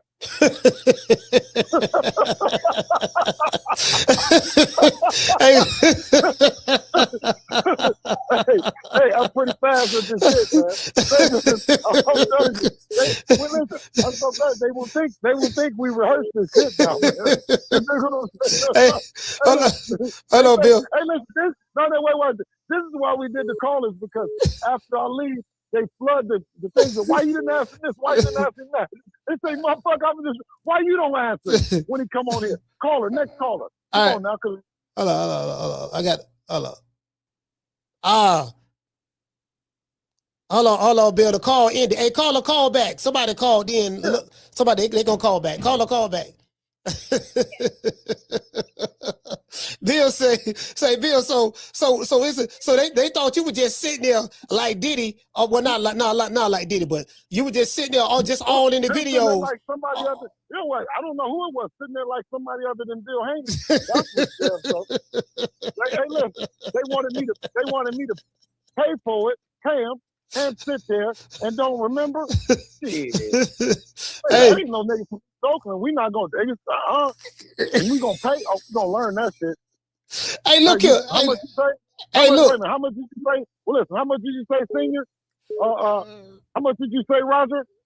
How much did you say, Roy? How much did you say, Virgil Hunter? How much did you say, Eddie Mustafa? Yeah. How much did you say, Billy Giles? Yeah. How much? Okay. All right. Cool. Hold on. We got a call. Call from Mr. T.Y. All right. Hold on. All right. Caller, what's your name? Where you calling from? Yo, what's happening, Coach? This is Mr. T.Y. calling from the East Coast. T.Y. It's cold out there, T.Y. Hey, man, we stay warm over here, man. We used to it. We used to it. Okay. Yo, salute to you, King Bill, man. I'm a big supporter of you and your star son, man. All right. Salute, man. We appreciate it. Always. All right. My question is Ryan Garcia even worthy of a rematch? I get it. Your son wants it back in blood. But I think Ryan is such a disgrace to the sport. What he did was it was just completely disrespectful. It was undermining. And I think of Deontay Wilder. You know, I think, in my opinion, he was cheated in all three fights.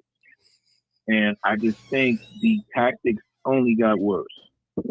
I don't think he is trustworthy. I know your son will demolish him. This is why he got a split decision after all the pushdowns and so-called knockdowns. But I think he's a coward. I think, in my opinion, I would let him starve or really make him wait and earn his way up. He's ranked 20 right now, you know, so he's looking at, I think his privileges are running out, you know. In my opinion, I just don't think he's worthy of a rematch. And, I agree so much. I really want to do. No, I agree so much in the sense of that. Let him work. I mean, he got Mario Barrio.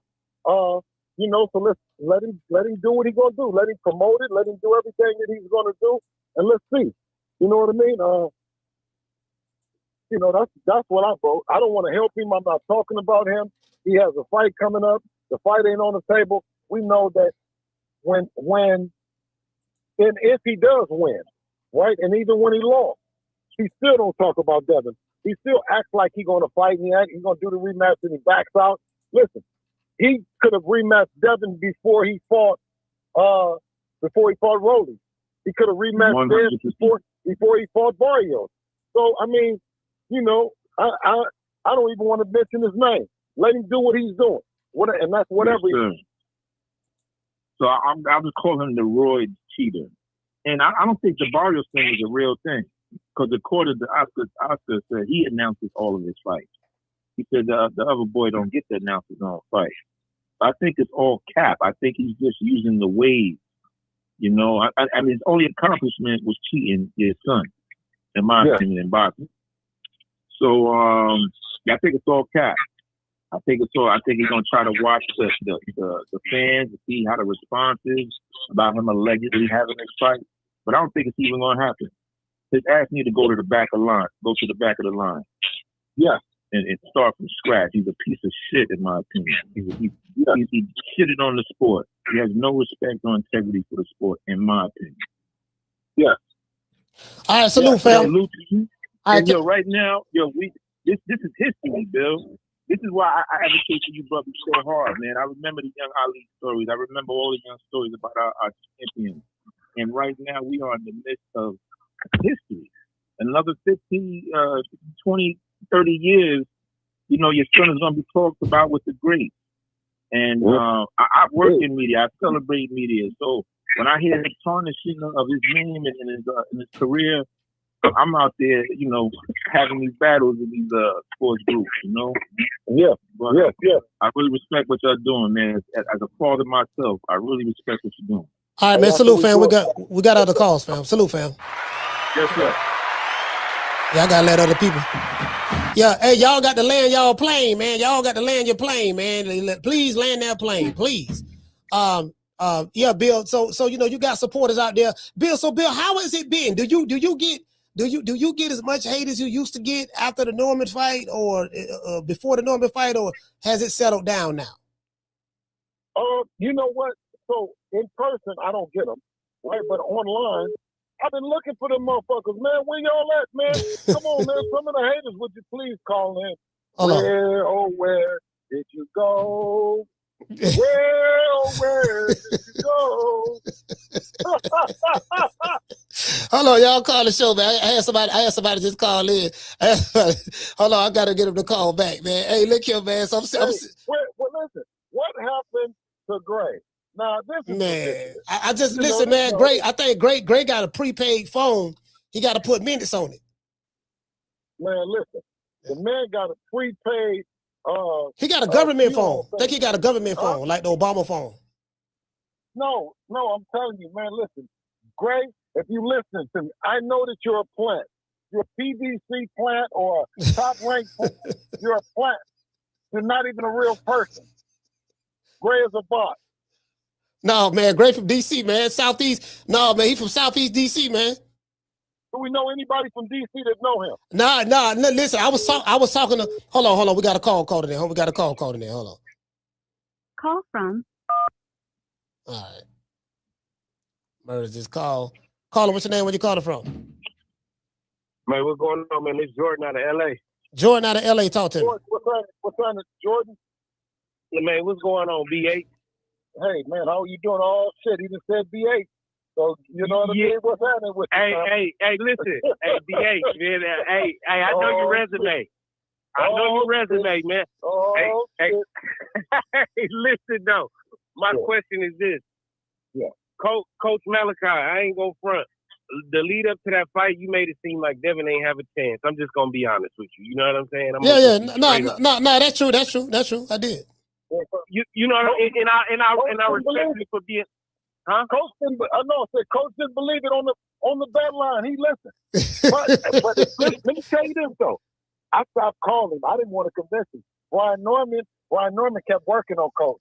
By the time the fight happened, I said this nigga Brian Norman got Coach wrapped around his motherfucker. Hey, that's what I'm calling about. That's what I'm calling about. You hear me? Yeah. Well, I tapped out. I ain't gonna lie. Hey, you gotta be fair with Coach. I tapped out. If he seen that was the thing, but I couldn't take no more. Hey, listen. That's what I'm calling about because Brian Norman Sr. had him so convinced, and I respect Coach for being transparent and admitting he was wrong. You feel me? Hey. That's why I told Dev, as soon as you get in front of him, give this nigga every fake, and everything. See what this nigga got, because listen, if he got something, he ain't gonna be able to help but let it go. What talking cash shit? Pay for the fine later. Listen, pay for the fine later, right? You know, you're a California nigga, right? You don't quit. Like, you ain't gonna let no nigga just, you know what I mean? Right? You from LA, right? A nigga in front of your face, you start doing that, you don't just, naturally, accidentally swing, right? I said, oh no, he waits for Dev to slap the shit out of him. I said, don't get the fine, because you know what he did with Lomachenko. So I know, I said, listen, if they know about Dev, then they know he might get, this motherfucker he didn't move. He sat there, he didn't think he was going to push him, hit him, he wasn't ready, he was just sitting there. And everybody else said, we scared. I said, ain't this a bitch? I said, they almost scared. I said, we're going to cook him. But no, I took one more look again. And I said, look, now when we went to the face-off, the motherfucker did the same thing too. Again, that's like when you jump in a backyard and you see the dog and he frees. Well, you know this motherfucker ain't about to taste it. He's like, wait, man. He ain't gonna do shit. No, he ain't gonna do the shit. So you just run, go hit another gate. The motherfucker ain't gonna do nothing unless you go kick it. Right. So what I'm calling to say is, Devin got a lot more experience than people give him credit for. You know what I'm saying? A lot more experience. And, you know, they try to make it seem like he take the easy fights and all this and that and the third, but he don't turn nothing down. That's what people got to realize. You know what I'm saying? He not turning nothing down. You know what I mean? And I feel like it was, I feel like he did his job and proved himself, you know what I mean, with Brian Norman. Brian Norman, like you say, he a down south Mexican. You feel me? That's really. We do it for the town. We do it for the city. We do it for the land. And guess what? When you come outside, all them niggas look the same. You know what I'm saying? All them niggas look a different style, a little bit here, a different style. Give us any of their names and give us 8 weeks and we ready. And I love that, man. Hey, listen, shout out Coach, shout out BA. Hey, shout out Devin. Also, shout out Lil, too, man. Shout out my boy Lil. You feel what I'm saying? You know what's going on, BA. Come on. Hey, caller, I look forward to when you see me, tap me on the shoulder and remind me. You dig what I'm saying, that we had this talk. All right? Most definitely will. All right, now. All right, shout out to Jordan, man. LA, stand up, man. Hey, look here. Hey, look, he say, yeah, man.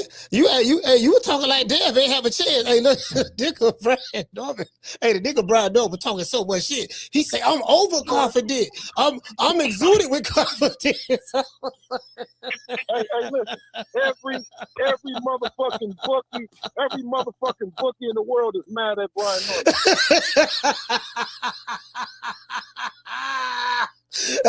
Oh shit! I don't see it, boy. Deebo, boy, damn in trouble, boy. This nigga. They came out with the odds, right? They came out with the odds. And Tim Bradley did a thing. He says, well, Devin did the odds on favor. This nigga Brian Norman Sr. went online and said impossible. And the motherfucking odds went, his son was the favorite. I said, this motherfucker talking up the storm, man. I said, I'm not going to go up and go have no tug of war with this nigga over the odds of the fight. You know what I'm saying? I tried to get back the other way. He swings it back that way. You know what I'm saying? I let him go. I told all my friends. I said, I'm not a bet. You know I'm a Muslim, so I'm not going to do no betting because we already winning, right? I said, but you know what? Let me tell you a secret, man. This nigga there in Atlanta don't know shit. His son might be a bad motherfucker, but that nigga right there, I did my homework on him. He's Hey, check this out. I had dudes calling me from Atlanta. I ain't gonna say no name. I had some dudes calling me from Atlanta. They were so embarrassed. They were like, man, I'm so goddamn embarrassed. This nigga did all this talking and got his ass whooped. He wasn't talking about Junior, he was talking about the son. He was talking about Brian Norman Sr. He said, man, he said, the nigga made us look like. He knows, because at this level of play, you try to do as much intel as you can on learning about the fight and learning about that. And they say, well, he doesn't come out the garage. I say, is he in there all day? In there all day. That's why I told him he had the strategy right out the garage, because he just was right there. So Brian Norman was out walking and you know what I mean, and reading books and shit, and he was in the garage. I knew exactly where they was at. I said, these motherfuckers have no earthly respect of us. Hey, I said, hold on. I said, look now, let me tell you something now. On this level here now, Bill got eyes everywhere. I said, Bill got eyes everywhere.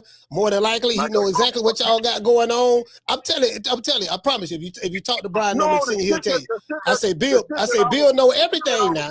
I'm telling you. Well, the shit that I was looking for, he called me and told me I was right on point. That's why I couldn't believe it. I said, is this some kind of trap or something? Right? I said, is this kind of trap or something? I still want to talk to him. But if you ever get him on the phone, ask him. But that a trap you were setting Bill up, because to this day, he still can't believe it. And then, listen. So I had bought the fight. I bought the fight. We went live, right? And then, but I think I went live earlier. I went live earlier that day, right? And people in the chat was telling me, they say, man, they say Brian Norman Sr. on he on YouTube. He live right now on Mill City. I say he live the day of the fight. I was like, no, hell no. I said, that man ain't live. Hell, I don't believe that. I thought people was in the chat was bullshitting. But then I looked and I saw he was live the day of the fight. I said, okay, damn, can you that nigga was still working on that motherfucking point spread. I mean that motherfucking line. That line. He was still convinced the people. Because ain't no sense in selling no tickets. You don't need to sell no seats. Yeah. Because Turkey is all VIP, you know? Yeah. So it was always more opportunity to dig down and focus on the guy that he said that they are. You know what I'm saying? And once a person says who they are, you're supposed to believe them. You know what I'm saying? Yeah. So basically, once he convinced you that that his son is this bad motherfucker, and shout out, and he is. Brian Norman Jr. is a bad motherfucker. He is. You know what I mean? But once his son convinced you that he's this bad motherfucker and the way he was talking, are you saying that a lot of the stuff that he said that made you hone in even more on this particular fight, or no? Well, yeah, I did. Obviously, because you could see in my whole mannerisms in terms of preparing for the fight. It wasn't no bunch of arguing with him. Yeah. It was, you know what I'm saying? Okay, matter of fact, then we'll see you in. I told him I'll see you out here. I see you in Saudi, right? Because then they were saying that we weren't gonna fight. We were gonna find a way to get out of it and all the other stuff. So instead of, going back and forth with them, we just went out early. We went out there early and called them and said, hey, we here. Hey, Bill, is there any truth to you wanting to get the gloves, the fight gloves, raised to a higher limit?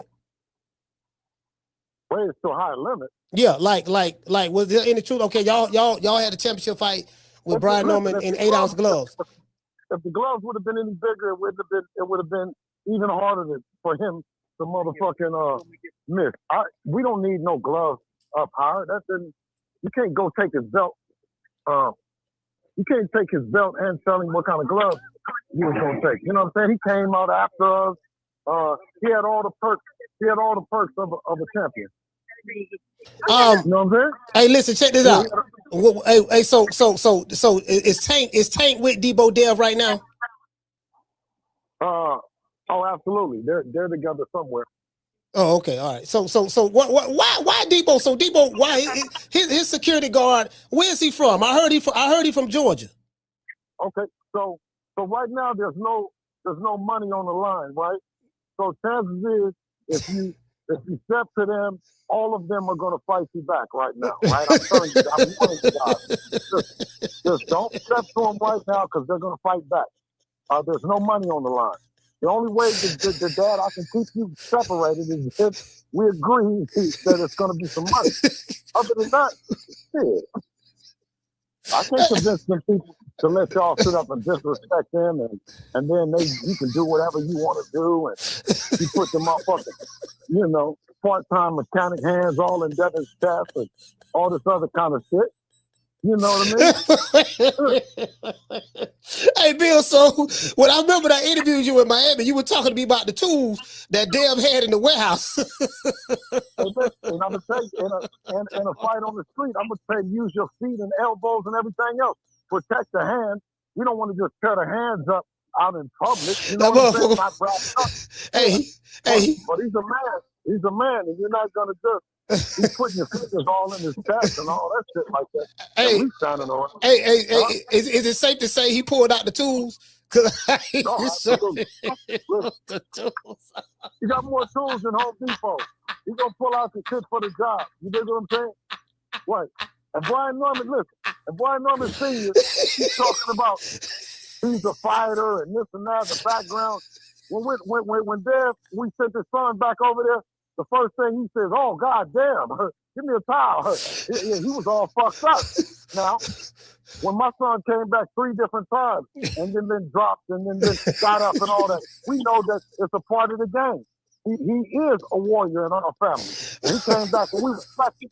This nigga came back and he couldn't believe what he saw. I said, what did you think was nigga? He sent the man, go get him. And then he came back, oh, God, what the fuck? Oh, you talking about the instructions that Senior gave New Junior? Yeah, you don't see when he came back into the corner when they had the corner thing and they seen him talking to him? He looked at his face and he acted like he said he couldn't believe what he said. Oh shit, what the fuck? Nigga. The jab, the up jab. He was up jab. Up jab, yeah, you can't see. And it's cutting your face up, man. he said, go get him. The nigga, what he said, somebody told me. No, but I'm saying is the H is coming lightning fast. And they talking about what you want, something smaller than that? No. They say they wanted, I'm hearing that y'all wanted bigger gloves. Y'all wanted 10-ounce gloves. What, so they can see it better or something like that? I mean, that would have helped him. So they damn so couldn't see the A's. So I don't know what they talking about the gloves, man. They want to start a glove gate, I guess. You know what I mean? They want to start a glove gate. But I'll tell you, I'll tell you this though is them A's, they cut your face up, man. Yeah. And his son's getting hit with them jabs, and he's talking about do this and do that. I told you it's the best jab in the business. You got the best feet in the business. Ring IQ, right? Laser precision right hand. He got the whole package, man.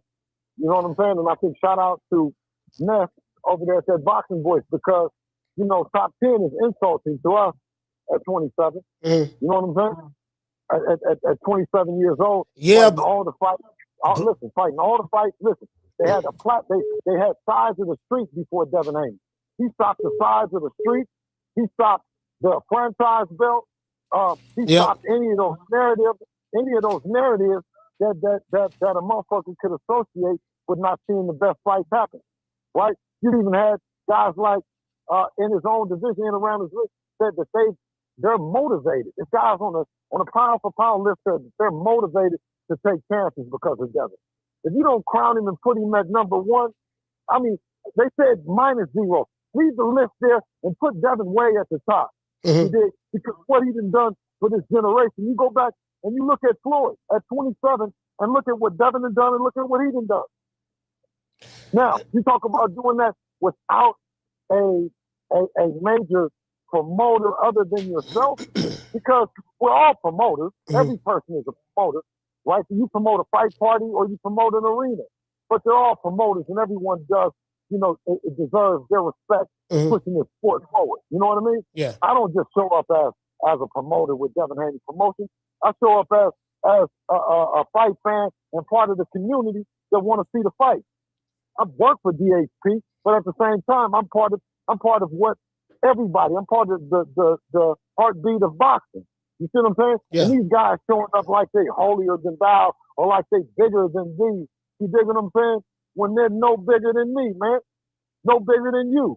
No bigger than the fans. You dig what I'm saying? Right. And then they come back and say, man, if you don't get out of here in that cheap suit that you keep on wearing over and over and over again, what is wrong with you people? That shit don't work no more. I can come over here on True Media Sports and wear your ass out for 24 hours straight. And the shit will be in syndication. Why don't they get the memo that old shit ain't gonna work, man? I don't care how much money you got. Yeah, a fool and his money soon shall part. We've been in this business when there was a lot of people that came into it, networks and everything that been out of business. So while they've been talking about going out of business, I think, did you mention we was here when they went out of business? Yeah, I mean, as a matter of fact, this ain't the first company, ain't first network, ain't the first side of the street. Devin been there through it all. We've been there when digital started, and there was only linear television, man. Yeah. They fired the whole division in linear. They dropped linear and just ran the digital. We've been here, bro. Yeah, that's true. Yeah, y'all been here a minute. Cause wasn't y'all one of the you and Dad one of the first in boxing to like really go straight to social media with it? No, but we were the first in boxing to be born on social media. No, that's what I'm saying. That's what I'm saying. I'm not saying you're the first ones that started it, but yeah. Right, no, we were born and bred on social media while others were looking to, they were lounging, having fun on social media, and then they were given the responsibility to the companies and the promoters to promote them on linear television, as if linear television was going to be the breakout thing. Yeah. Promoters said, listen, sign with me. I'm going to get you on linear television that they control, that they monetize. And they said, in return, we're going to blow you up. And when you get blown up, then we're going to give you a bigger part of the money. But up until then, you got to fight, and get the right to be on linear television where we're going to blow you up in your story. Right now, you go DTC. You know what I mean? Direct to consumer, right? DTC, yeah. And I said, those are the people that we do it for. You don't sit up and have no adherence to anyone other than the people that pay for the fight, the people that are inspired by the fight.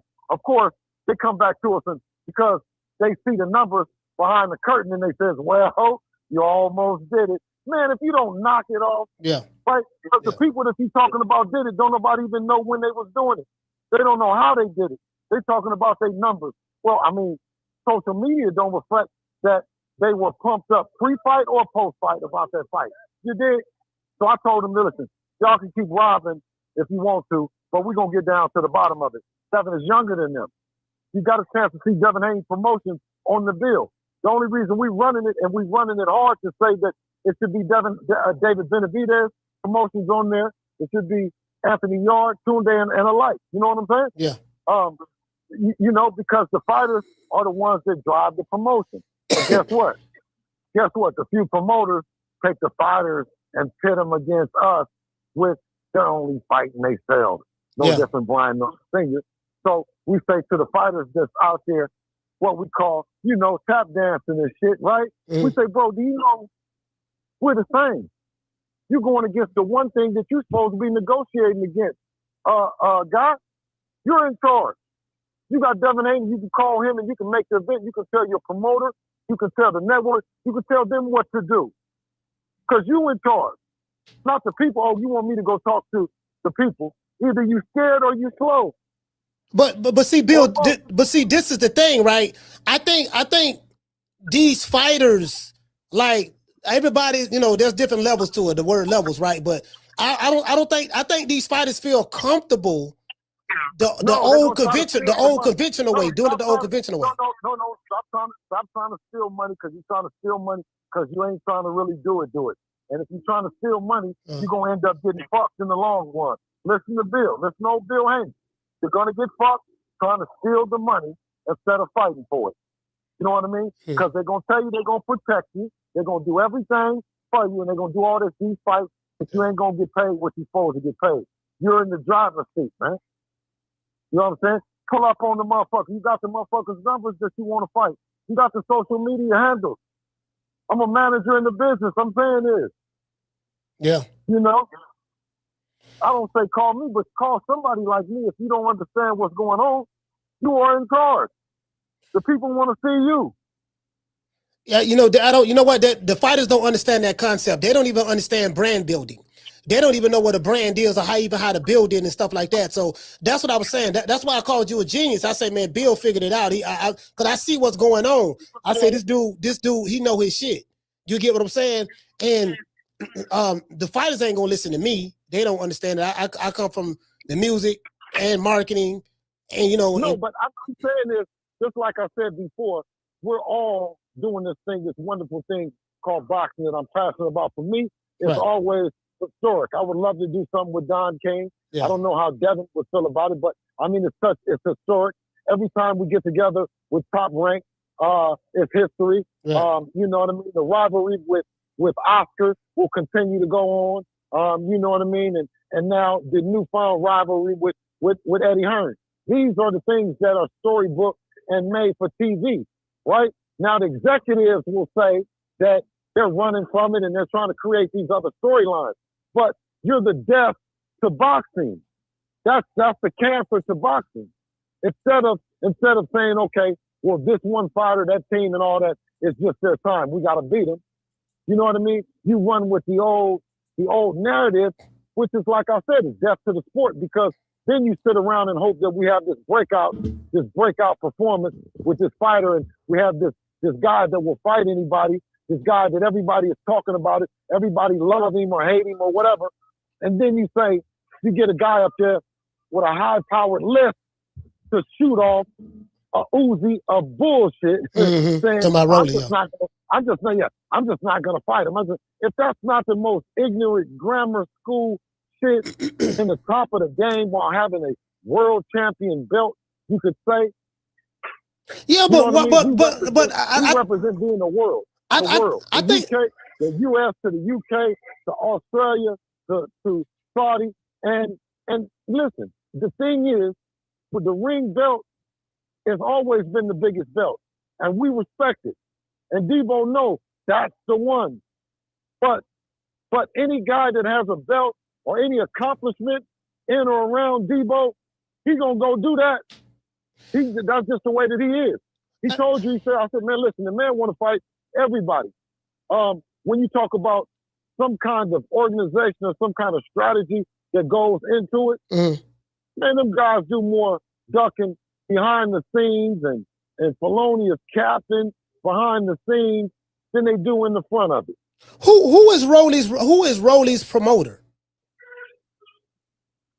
I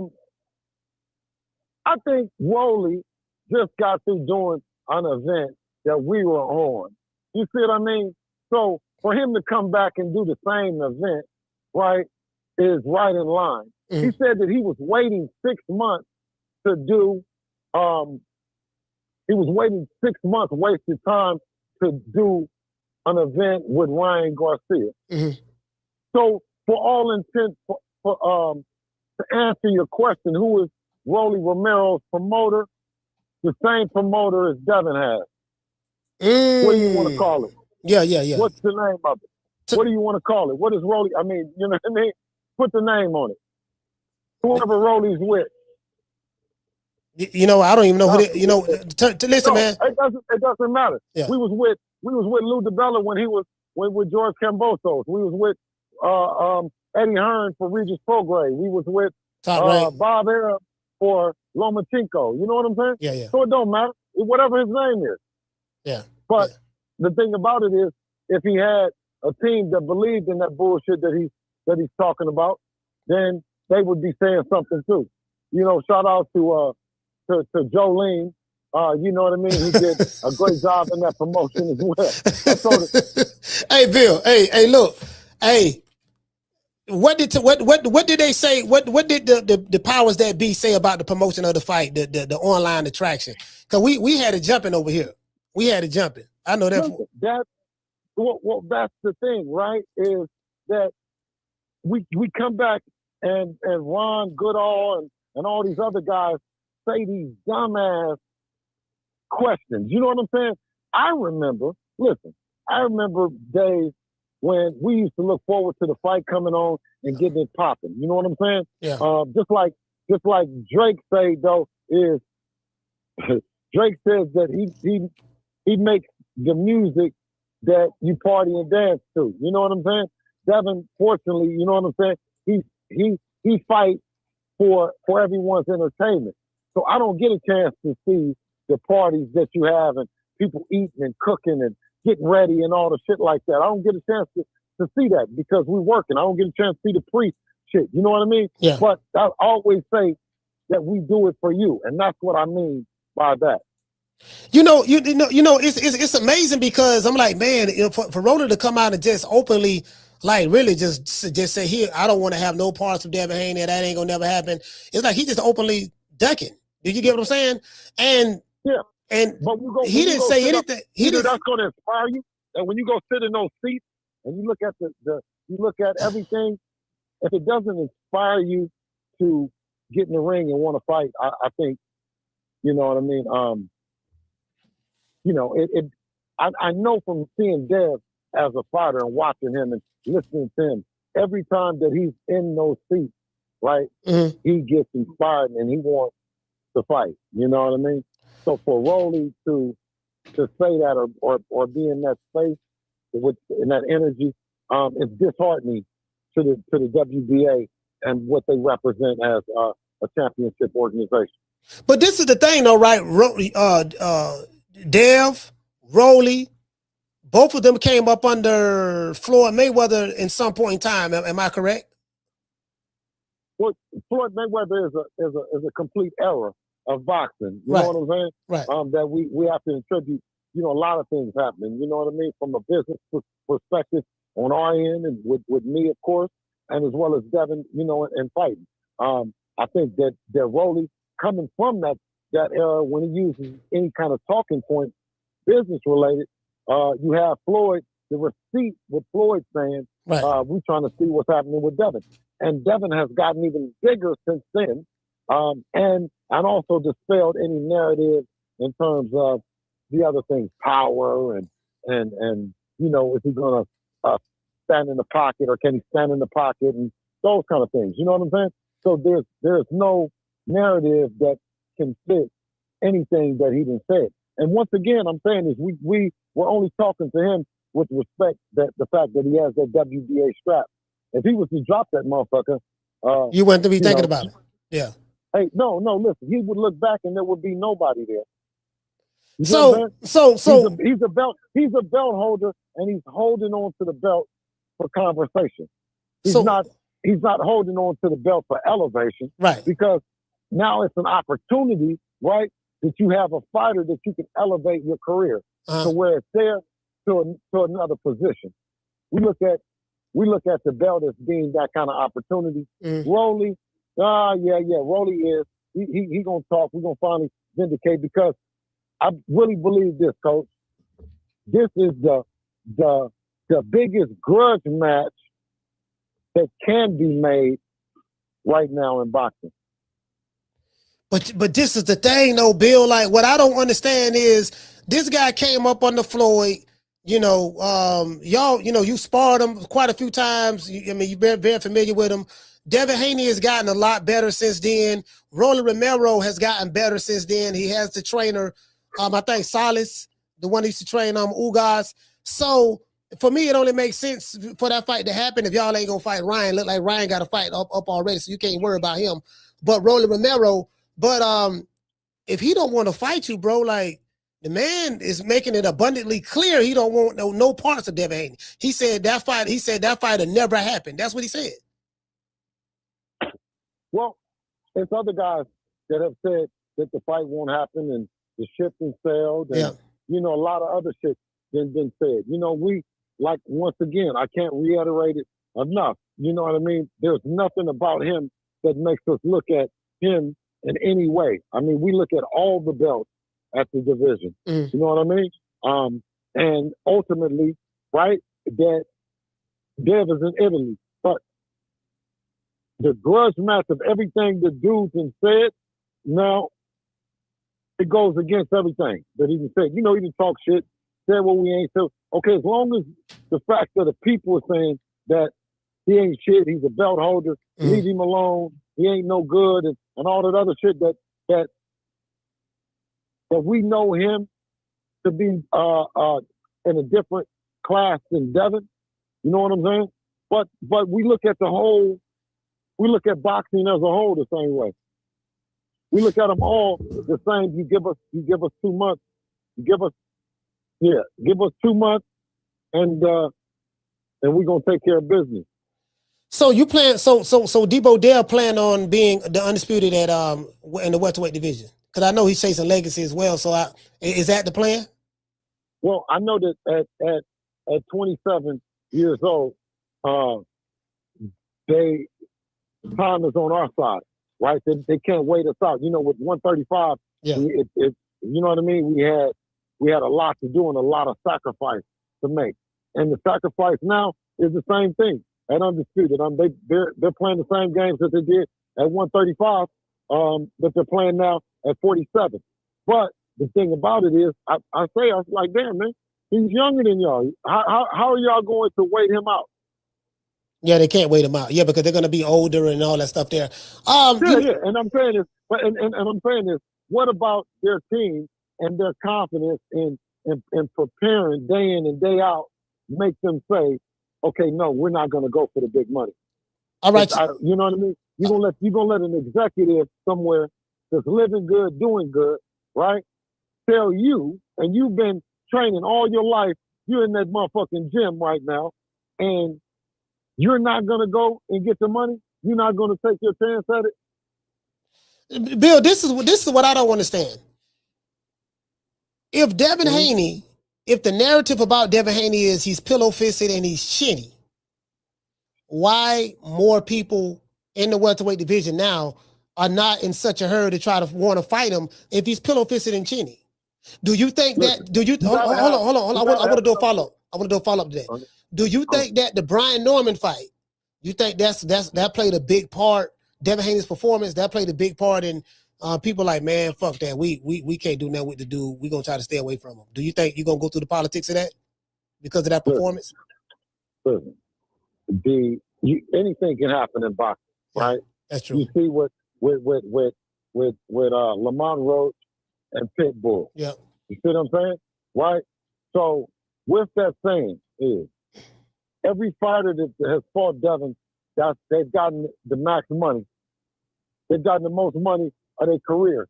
And Ryan Garcia didn't get nothing. He didn't get compared to because he said that he wasn't going to promote. He was going to champion other organizations and other thoughts and things that he needs to do involving all kind of conspiracy theories. And you know what I mean? He wasn't promoting boxing. So you didn't deserve to get your biggest check because you wasn't even, that's not what you was doing. Brian Norman then got it. Linares, Jojo Diaz, Cambosos, Regis Prograis. All these guys got their biggest paycheck. Right. Lomachenko. You know what I mean? Now, I told him, I said, listen, are you getting more than you was gonna get for Boots? Yeah. I said, yes, you got more, right? Make sure that you got more. Yeah, they got more. You got more. Yeah, that's true. They got more. Okay, they got more. So if it's every fighter, if some fighter is listening right now, and it's the coach, so you're not gonna take your biggest payday because of what? You talking about what? You about to, man, if you don't, well, don't worry about, don't think why Devin is in the position that he's in. And why we in the position we're in, because we fight for it. You know what I mean? You hiding out. You ain't listening. You listen, but you don't want no money. Hey, so you don't want no belt. You don't want that shit for real. You just talking like you want it.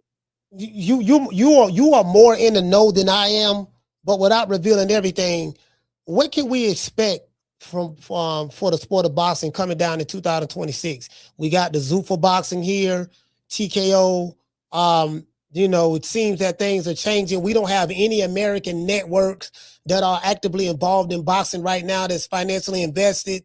So it seems like it's the zone, Turk Al-Sheikh, this and that. What say you about that? What's going on in America with boxing? What's going on, Bill? What you could tell us? You know what? I always say that more players, the more opportunity for more eyeballs in the sport. You know what I'm saying? And that's just the way that I believe. So, shout out to them and good luck in the sport of boxing. Man, so have you thought about providing counsel or I spoke to you before with other fighters because eventually that's going to happen. Eventually, if they're smart, I mean, that's what I would do. They're going to reach out to you. I'm not saying you can replicate that success with Devin, but I'm saying with your knowledge in the game and you've seen it from the ground up and you're a lot smarter than people give you credit for.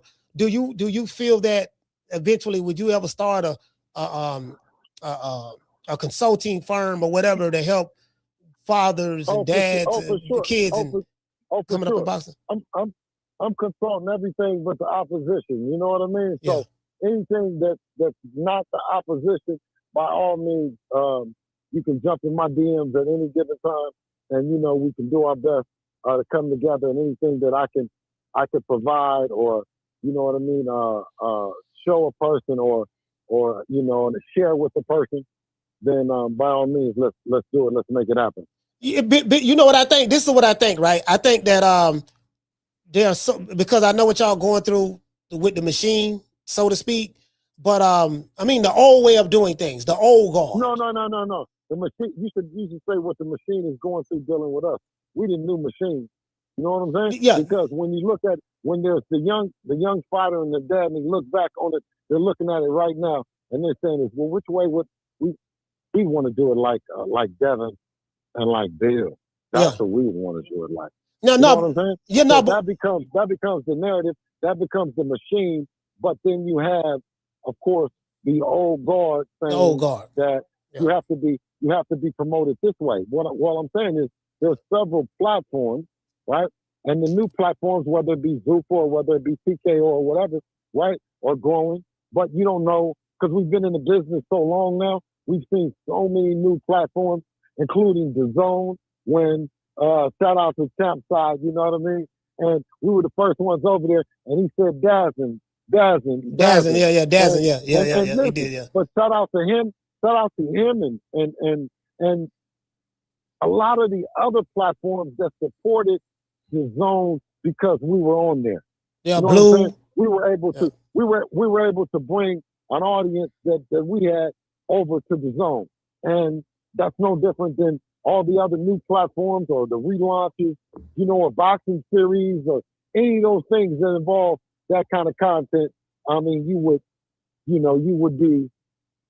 would be crazy not to let us participate, you know what I mean, in it, in the revenue and is there Is there a war going on between the old guard and the new guard? Because I'm looking at Eddie Hearn and Oscar De La Hoya, two guys who are supposed to be not liking each other, so to speak. I don't believe that, but now they they are in agreement on something that they seen a move that Terrence Crawford made. But but they always got something bad to say about TKO or what's going on, and he's trying to do a fearmonger with the Muhammad Ali Act, as though fighters are not being taken advantage of, even with the Muhammad Ali Act being here. So that's so disingenuous. But is there a war going on? Because that's what it looks like to me, Bill, between the old guard in boxing and the new wave that's coming in. Well, the act is just that. It's just an act. Yeah. You know what I mean? When you got the people, you bulletproof. I mean, it's been shown that whether it's been a champion boxer or a champion YouTuber or whatever, when the people are engaged and they're behind you, then you become bulletproof to any of the narratives that can be created by the old machine. You know, it's amazing, bro. I see it coming down the pipe. They're not going out without a fight, but it's in my eyes, it's over. Because I'm involved in this stuff every day. I see what's going down. The old way of doing things is pretty much over with. We don't have any networks. HBO gone, Showtime gone, ESPN don't want to have anything to do with boxing anymore. But we were time slotted to 30 minutes. We were time slotted to, okay, let's wrap this shit up in 12 minutes. You know, we're going on with Stephen A. or we're going on with ESPN. Yeah. And you know, I've been there and I've done it. But the opportunity to engage with the people, right, and have the callers come on, yeah, right, and then go to different platforms and you know what I mean, and with different kind of audiences, you know, man, we kicking ass, man, and taking names, man. That shit that they talking about is over with, Jack. You know what I mean? It's a new sheriff in town, man. Man, you know the amazing part about it, and I tell people this all the time, bro. And me and Bud was talking about this. I say, man, that dude, like you give up so much game, and you know, I talk about what I can talk about online, but a lot of stuff I don't even talk about. What me and you talk about, but I say, give us so much game, and I'm like, this dude is so smart. And I think if people would allow their personal feelings of disliking you, if they would not allow their dislike for you to cloud their visions, they can really see a lot of stuff. I said, yeah, Bill. I said, Bill be talking this thing, and you know, a lot of people say you're bullshit artist, this and that, and whatever you say he is, so be it, right? But I'm like, there's a method to Bill's madness, and once you truly understand that, you can see the genius in it. Am I wrong in that assessment or no? Well, I mean, all I know is the line to be loved got knee pads around the corner. I don't want to get in that line. The hated line is short. You dig what I'm saying? It's short as a commercial. It only got me and me. You dig what I'm saying? So, yeah, leave me where I be. Yeah, stay where they at. You dig? Hey. And listen, and you know, me and you talk. It don't never be nothing pre-rehearsed and none of that. Nah, when the callers call, they come in. Right. I respect all platforms, big or small. I respect them all. You know what I'm saying? And that's the way this thing goes, man. You know. And listen, how about this? Every other father that you going right now today and you looking at your kids, man, you got something, man. Don't listen to what them people talking about, man.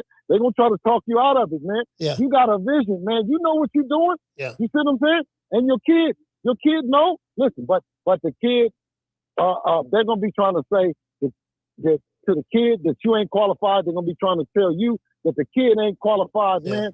And you know you got a vision, and you got to just see your way there, and have the tunnel. You know, like how those horses put those blinders on. Yeah. You got to have a tunnel vision. Sometimes we as parents need the blinders on because you've only been blessed, you know, with, you know, maybe 1, 5, 6, 7, 8 times, whatever, how many of the kids. You choose your spouse, you choose the car, you choose the house, but you never can choose when you're gonna be blessed with a kid. You know what I'm saying? You never can. That's you know, man, you can go right now, Coach, you can go upstairs, you go to a hotel, that doesn't guarantee that you're going to get the woman pregnant. That comes on Allah's time. Yeah. That comes on God's time. You know what I'm saying? So that one blessing, you only get one blessing, right? You're born and then to reproduce. And when you're blessed by God, do you take it serious? You know, and do you have the faith to know that, okay, he gave me something? You know, when we go out, we got the cigar and we talking and shit, and man, I got a baby on the way. Man, when did you lose that lust and that pizzazz for it? When did the candle burn out? Well, that was do you believe? No, by you saying that, I remember now. There's a teaching. There's something that Elijah Muhammad, Honorable Elijah Muhammad said when I was in the nation. He spoke about how when Allah, you know, he said blessings come through the womb of a woman. You know, ain't nothing gonna fall out of the sky. So you know, when you brought up, you know, you was blessed with the son. Well, you got several children, but when you have that one that, you know, like every father want to have a Devin Haney or a Terrence Crawford or Shakur, whoever, right? Whoever's son is doing man, good and well. Hey, bullshit ain't nothing. Listen, I come out of a club, a hookah bar one night in Las Vegas, and it's about 3 a.m. Right? I come out, and as I'm coming out for no apparent reason, I get in my car, and a guy has a pistol to the window of the car, and it just pointed directly at my face. Right? And I'm like, shit. Like, I don't even know I don't know to roll the window down. I don't know what to do. You know what I'm saying? So I tell my one son, I said, like, back up, just back up, right? And my son, my oldest, my junior, shot him in his chest, shot the other guy that had the gun pointed at me, shot him in his chest, and killed him right there on the spot, right? Mm-hmm. Now, one son was born to defend their dad when I was vulnerable, when I was defenseless, when I was at a point where I'm just taking care of my kid. I'm not doing nothing wrong. I don't even know what the guy was. But when we came back, because we drove around the corner and came back and pulled back up, because you know we don't know where anything was coming from. The police was there, and he told my son, if that was my dad, I would have emptied the clip. You know what I'm saying? And you know, I just say that to say is that when you're patient with your family and you're patient with your kids, you don't know where that next blessing might come from. One blessing might come, you know what I mean? To sustain in the paper life, and one blessing might come with actually being able to live more life. Yeah. So that's a story that a lot of people will never hear it, but I feel compelled to tell that to somebody that might not have a boxer, might not have a basketball player. Yeah. You know what I mean? You have that one kid that might be breathe life for the next generation, the next president, the next scientist, the next, you know what I mean, Pacquiao, so on and so forth. So, you know, I just feel blessed. You know what I'm saying? I feel blessed with my kids and my life. No, Bill, I get exactly what you're saying. You know what I mean? Because as I said, you know, now that I'm older, there's a lot of stuff that I learned in the past, and I do a lot of reflection. And when I reflect, I think about a lot of the stuff that I was taught from just many different people from different backgrounds and different walks of life. And I tell people, listen, man, blessing. Listen, you pray for things in life, but the answer to your prayer is going to come through the womb of a woman. Like your kids, it could be the blessing that you're looking for. But a lot of times, a lot of people be so busy comparing their situation to someone else's situation. Anytime you comparing your situation to somebody else's situation, you ain't gonna never make it. Because you too busy looking at what the fuck somebody else got going on that's good.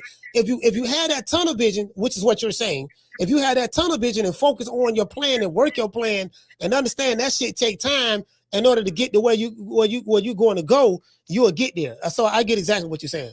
I got you.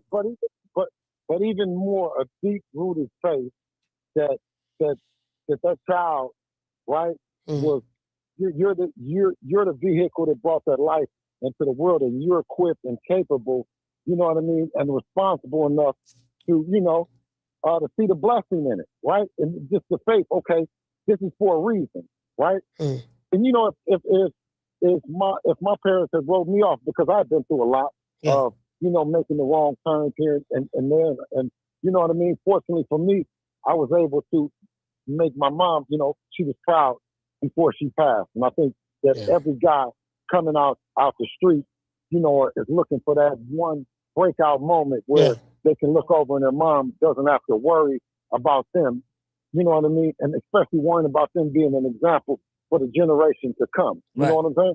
So I was able to accomplish that with my mom, which was paramount to my growth and my development. So I'm always conscientious that there's other guys, with the, they got the game, they got everything, you know what I mean? But they have to make that sacrifice. And what I always say is you got to be able to give away your A day for your kids.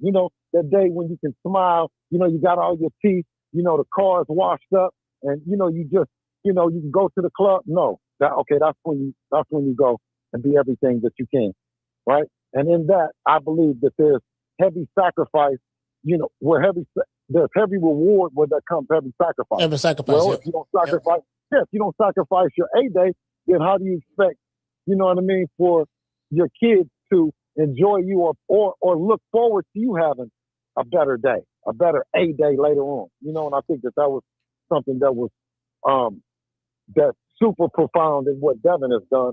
He doubled down on his belief in me, just like I had the belief in him. You know what I mean? And through that, you're looking at, Devin and me. You know what? I want to say this in closing, and I really appreciate you, Bill, calling, taking the time out. There's something that I was looking at Steve Jobs, and Steve Jobs spoke about something called the 80-20 rule, right? I told you I don't study a lot of different marketers, this and that, and he spoke about how you wake up early in the morning and you focus on the first 3 things. That's the most, like, you may have 20 things you need to do, but out of those 20 things, you may only have what's the 3 most important things that must get done. Because a lot of stuff could just be noise, right? But that must get done. And he said that once you figure that out, then 80% of your time, you have 24 hours that you're up. You are up, right? You have 24 hours in a day. Sorry about that. He say 80% of your time should be focused on accomplishing those 3 most important things. That's the only thing that matters. And so, I told you this, like a lot of stuff I've studied, like when I'm training and stuff, you got to get rid of that phone. It's 80% focus on what you need to do, and the other 20% is noise. In the social media era, 80% of people's day is they focus on the noise, and then the 20% they contribute to the most important things that need to be done. And this is why a lot of people are not successful. I say all that to say this. How does Bill Haney mind work and operate when you're trying to accomplish a goal for the Haney family?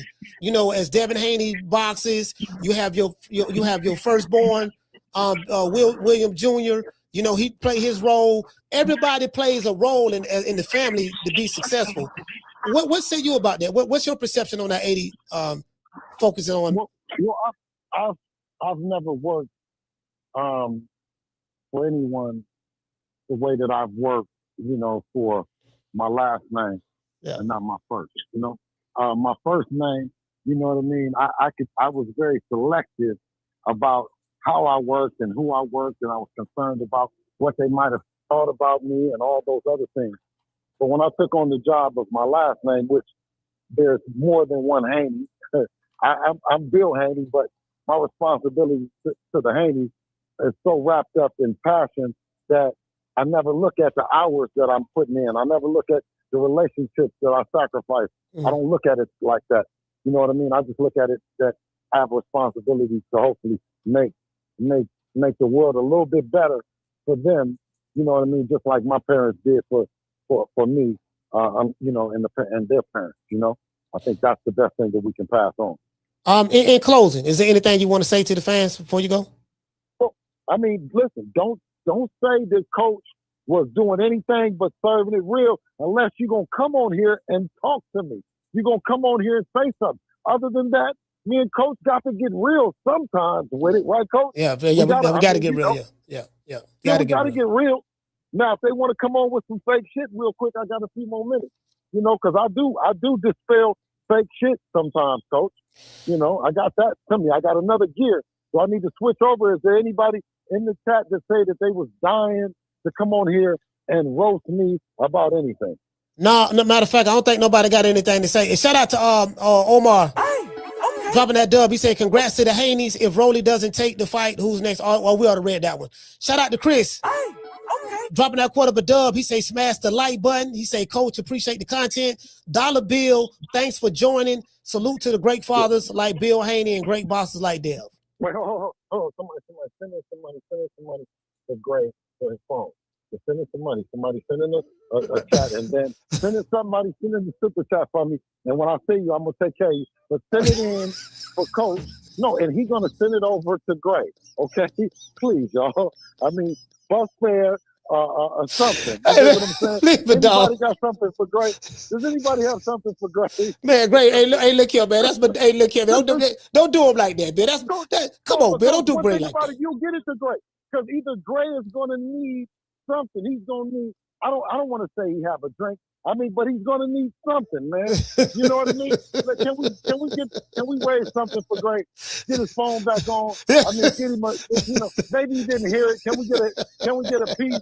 Can we get a piece point? He's not hearing the phone. You want me to call him one more time and get one more shot? Hey, listen, Gray is old enough that we got to keep calling him because we want to make sure he's all right. Now, if he answers the phone and say he ain't got no, all right. If he calls back when I get off, I'm going to call right back now. All right. So, Big Gray. Gray is old enough. We give him enough time. All right. When I used to take my grandmama to the store, that was some of the best times. Because she knew the grocery store, but she still stopped and read every label. Does somebody ever remember that? Where their grandmama, they didn't touch their mom.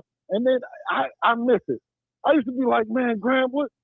But them days right now, I would stay in the grocery store with her forever. Right now, listen, I miss some time. But you know what? She was smart reading the labels. You got to know what you're consuming.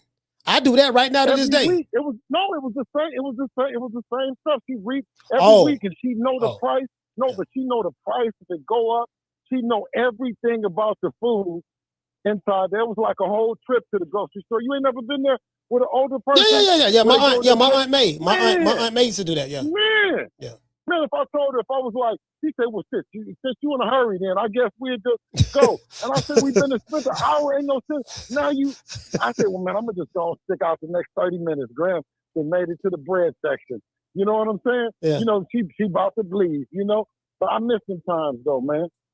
Yeah, man. I mean, hey, man, Bill, listen, bro, I appreciate you. I really do, man. Absolutely. No, I appreciate you, man. Shout out to the track, man. And you know, man, listen. When we ain't got nobody to fight, all Deebo do is have me pulling up, testing the temperature and shit. So I was just assumed gonna be talking on this motherfucker 3-4 hours right now. I ain't got nothing to do. Listen, he paid me $12, and I'm just looking for a nigga named Rollo. You know what I'm saying? Hey, hold on, Rollo in Vegas, right? Okay, but listen. I'm looking to see if the belt, did he drop it around one of these garbage cans over here somewhere and take off running, by a tire or something. I'm in Vegas. I'm looking. You know what I'm saying? I'm saying Rollo in Vegas. From his team, they're going to say, go put it right over there. This nigga here. Don't even stop. Go put it right over there by the wheel. We come out from east. Look at the belt right there. This goddamn Rollo. Your Deebo and Andy, the same shit. I wouldn't be surprised at this point. Hold on. Hey, look. Tell Deebo Dev I want the smoke. I don't know if you can see. I got a WBA title right here, and I'm undisputed on YouTube. I got the WBC title. You know what I mean? I'm bringing something to the table, Bill. I got the WBA. I got the IBF right here. Yeah. You did. So check this out. I got the same belt Dev got, the WBO. I got his belt right here. Yeah. Well, it's only right that you do the Devin Haney, huh? Do the Devin Haney, huh? Do the Devin Haney, huh? Yeah, you did. Yeah, because it's not just, it's a whole movement. Hey, tell them I want the smoke. Everybody in our household doing it. Hey. Wait till you see the dads come out. Hey. Hold on. Yeah, if you got a good version of the Do the Devin Haney, stop off in my skin. You dig what I'm saying? Yeah. Part of you got to stand over it. You know what I mean? You got to stand over him. You dig what I'm saying? You did. Yeah. It's coming out. All right, Bill, I'll get at you, man. Peace. Yes, sir. Let's give Bill Haney a round of applause, man. Yeah, I'm trying to get that shit. Shit, I'm trying to get that Deebo Dale fight too. Shit, everybody else getting paid. I want to get paid too. I'm trying to get that Deebo Dale fight. I'm bringing something to the table. I'm undisputed.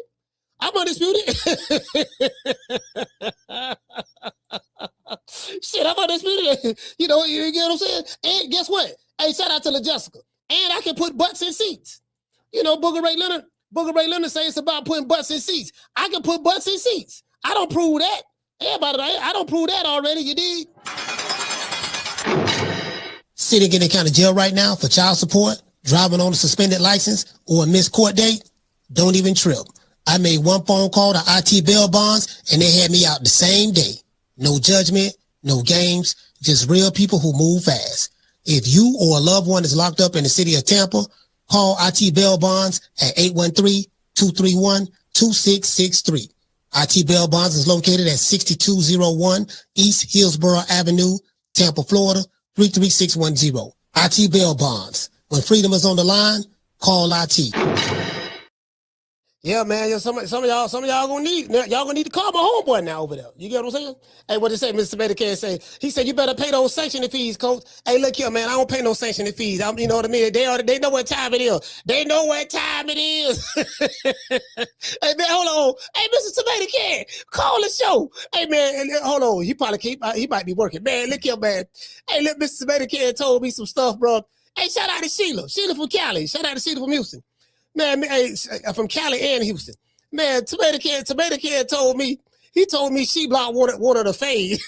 He said She Block say, yeah, tell that pussy ass nigga Coach Malachi when I see him, it's on site. And I'm like, on site? What? On site for what? True. On site, okay, on site, what you gonna do?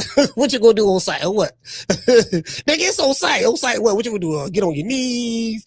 You know, you gonna say, after my God, I respected you. What are you gonna do? You gonna do this on site, She Block, when you see me? After my God, I respected you. I respected you. After my God. I respected you. After my God, give him after my God. You second to God, champ. No. I didn't listen. I respect him. I'm sorry. I respect him. Come on, for the nigga pass out. Take the picture, please pass out. Yeah, get him before he pass out. Yeah. Hold him up. Yo, we gotta take this guy everywhere. Yeah. Yo, champ. He needs air. He needs air. Take the picture. Take the picture before you face the picture. That's my hero, right? That's my hero. One more. It takes a lot to take a lot to do it. Alright, what? Don't worry about it. I got you, alright? Nigga, Taliban, he told me somebody, yeah, when I see him, it's on site. What you gonna do on site? Give a nigga some awesome jawsome? True. Hey, man. Shit, but I come to Dallas, you the first nigga I'm calling. I ain't calling my daughter. You know what, baby girl, look here. Daddy, what's up, Daddy? You said you were coming. Yeah, I'm here. Why you ain't call me? No, I got to call this whole. I got to call this girl. I got to call this chick named She Block. You know what I mean? She said when she see me, it's on site. So I would really want to see if she really on that. So really want to see if she on that. You know what I mean? That's right. Nigga in my 50s whooping your ass. True. Yeah. I ain't no average old nigga now. I'm strong. I'm stronger than a motherfucker, boy. These hands is a motherfucker. You know what I mean? I can't whoop no boxer now. But She Block, boy, I would give you the business. True. Boy, I'm trying to tell you, boy. Listen, little short, fat, stubby motherfucker. Little short, man, you gonna get the brakes beat off of you, dog. Nigga, I'm running. You know what I mean? Nigga, I don't lost weight. I've been shape, nigga. I got a little 6-pack. Nigga, I don't lost about 8 pounds. You know, try to lose about 6 more. Man, I'm like, man, nigga, you finna get the brake beat off you, man. Man, better leave, man. You better leave Betty Jean's son alone. That boy a damn fool. You dig? Hurting the group. I'm the best thing ever happened to this damn group. Nobody's bigger than the group. Y'all ain't stupid. I'm the one selling the records. They coming to see me. They coming to see the Temptations. Ain't nobody coming to see you, Otis. He told Tomato Can it's on site.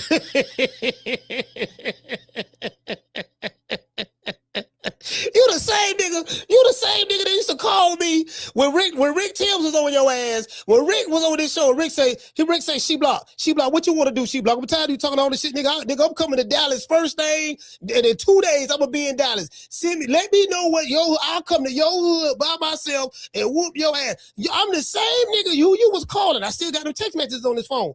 I'm the same nigga who you was calling and texting. Yeah, coach, man, look here, man. I don't know what's wrong with Rick, man. Man, I was just talking on the show, man. I ain't really mean that about it. Coach, can you please just call Rick? I know he right there in Houston, and just let him know, man. It ain't even like that, man. Like, I really don't know what his problem is, coach. Coach, can you just talk to him, coach? Coach, you know I love you, coach. Coach, I love you. You know I love you. You know, coach, and I never come with into this, man. Bro, you the same nigga that did that. True, man. True. I wish I would let a nigga like you would me. What? I am sick of hearing these bullshit Superman stories about the Wassa legendary Bruce Leroy catching bullets with his teeth.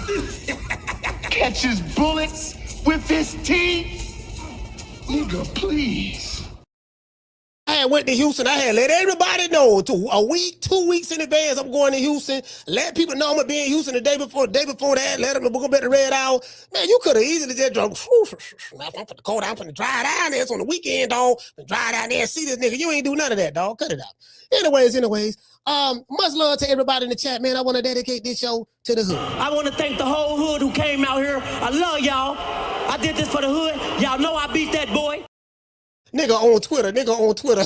It's a whole lot of gangsters on Twitter, boy. It's some tough ass niggas on Twitter. Hey, look here, boy. If y'all go to Twitter, listen, you gonna see some accounts. You'll never see these people in person, never in life. They don't go to no fights and none of that. But bro, I'm gonna tell you something. On Twitter, bro, it's some of the toughest niggas on the planet Earth on Twitter. Bro, they tough. I swear for God, they tough. I mean, they Twitter tough. They be like, yeah, nigga. Yeah, I'm trying to tell you, boy. I'm trying to tell you. I'm trying to whole ass nigga. Yeah, nigga. F that. Drop the ad. I got you, bro. YouTube is nothing in comparison to Twitter. On Twitter, you have the toughest of the tough. You ever heard of Deebo? You got Trebo. You know what Trebo is? Trebo is 3 Deebos wrapped into one. You got Trebo on Twitter. On Twitter, you got the toughest. I'm talking about the toughest, most. Even the women on Twitter gangster. You got Digital Bloods on Twitter. I'm talking about in boxing. This is in boxing. Boxing Twitter. You got Digital Bloods, Digital Crips, Digital Mexican Mafia, digital, what they call that shit? Digital cartel members. Just the toughest of the tough. I'm like, bro, I be sitting there like, bro, I'm like, you get what I'm saying? Like, this what you got on Twitter. True. Oh, Lord have mercy. Boy, you cannot make this shit up. You dig? She-Block, I want to dedicate this to you. Look, fuck you. Fuck the plane you flew in on. Fuck them shoes. Fuck the socks with the bell on it. Fuck them cheap-ass cigars. Fuck your yuck-mouth teeth. Fuck your hairpiece. Fuck your chocolate. Fuck Guy Ritchie. Fuck Prince William. Fuck the Queen. This is America. My president is black and my Lambo is blue, nigga. Now get the fuck out my hotel room. And if I see you in the street, I'm slapping the shit out of you. You the same nigga who came on this show, confessed to going on. Didn't nobody even know nothing about this. You volunteered this information. You the same nigga that let everybody know on this show that Saul Canelo Alvarez, he have a pair of boxer shorts that glow in the dark. We knew nothing about this. And you came on here and admitted, confessed, say, yeah, coach, I went on there and I bought me some Cinnabon boxers. I got my Cinnabon undies on. Remember you said you had your undies on? And I'm like, for real? And I thought you were bullshitting. Then we went online. Y'all remember we pulled up, we went to Canelo Alvarez's store because She-Block dropped the link in there. And lo and behold, they got them they had them glow in the dark draws on there. You the same nigga that got Tank Davis' name tattooed on your fat fingers, your fat ass hands. I mean, your hands so fat, look like it's baking dough in the oven. This mother got a fat ass, and then your neck, you got this chin right. I like my women without hair. I don't like hairy women. That's one, right? And then I like a woman with a neck. So you ain't got no neck. You're so fat right here. You know what I mean? Your face puffing out right here. Then you ain't got no neck. So it's really just head and shoulders. I don't like a woman with just head and shoulders. You know, your head and shoulders. You know what I mean? You know what I mean? Your head and shoulders, your fingers fat. You know what I mean? You got Tank name tattooed on your hand. You're wearing Canelo draws. Come on, man. I can't lose to you. True. Yeah, I can't lose to you. I can't even show myself on social media no more if I did that. If I lost to you, hold on, my you lost to a nigga who wear Canelo glow in the dark draws? Yeah. You lost to a nigga who got Tank Davis name tattooed on his hands? Yeah. You lost to a nigga whose hands and fingers so fat it look like he baking biscuits in the oven? Yeah. You lost to a nigga who ain't got no neck, he just head and shoulders? Yeah. Lord have mercy. True. Boy, hush. Anyways, it is what it is. Man, I'm like, man, you did? I'm Deebo. Who? Deebo. What's up, y'all? What's up, Red? What you got on my 40, homie? I wish one of you cunt coochie ass niggas on Twitter would. This is a special PSA message to Twitter. I wish one of you cunt coochie ass niggas on Twitter would. Y'all soft, you cunt, you coochie, you ain't gonna do nothing. Everywhere I go, we already know what time it is. True. Oh, anyway, it is what it is. Let's say a special prayer to these whole ass niggas. And I want you to hold on to God's unchanging hand, because he helped Joshua fight the battle of Jericho. Yes. He helped Daniel get out the lion's den. He helped Gilligan get off the island. Lord. These niggas is crazy. You dig? Shout out to the Face of Boxing. Hey. Yeah. Oh, that look good.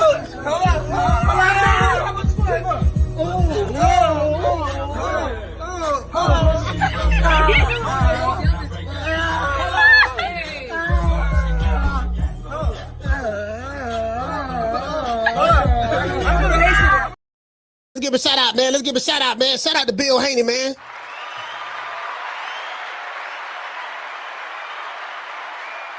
Let's give a shout out to the Cash Apper. Shout out to the Super Chatter. Shout out to Chris. Shout out to Omar. Green Eyes P. Shout out to Mr. T. Hold on, we got Cash Apps. We also got Cash Apps.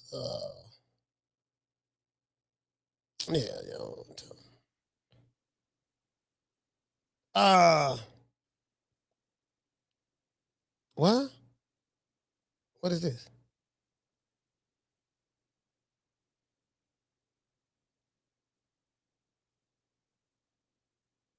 Oh, my bad. I'm sitting there looking at my phone like, what the fuck? Anyways, yeah, my bad. Sorry about that, y'all. I'm tripping. I'm tripping. Looking at, you know how you be looking at the Cash App? I'm like, what is this? Anyways, let's go here. Shout out to Alex. Salute to you, fam. He say unblock Alico. Alico is not blocked. Like, Alex Carter sent me $5 super chat and said Alico, unblock Alico. This is the name that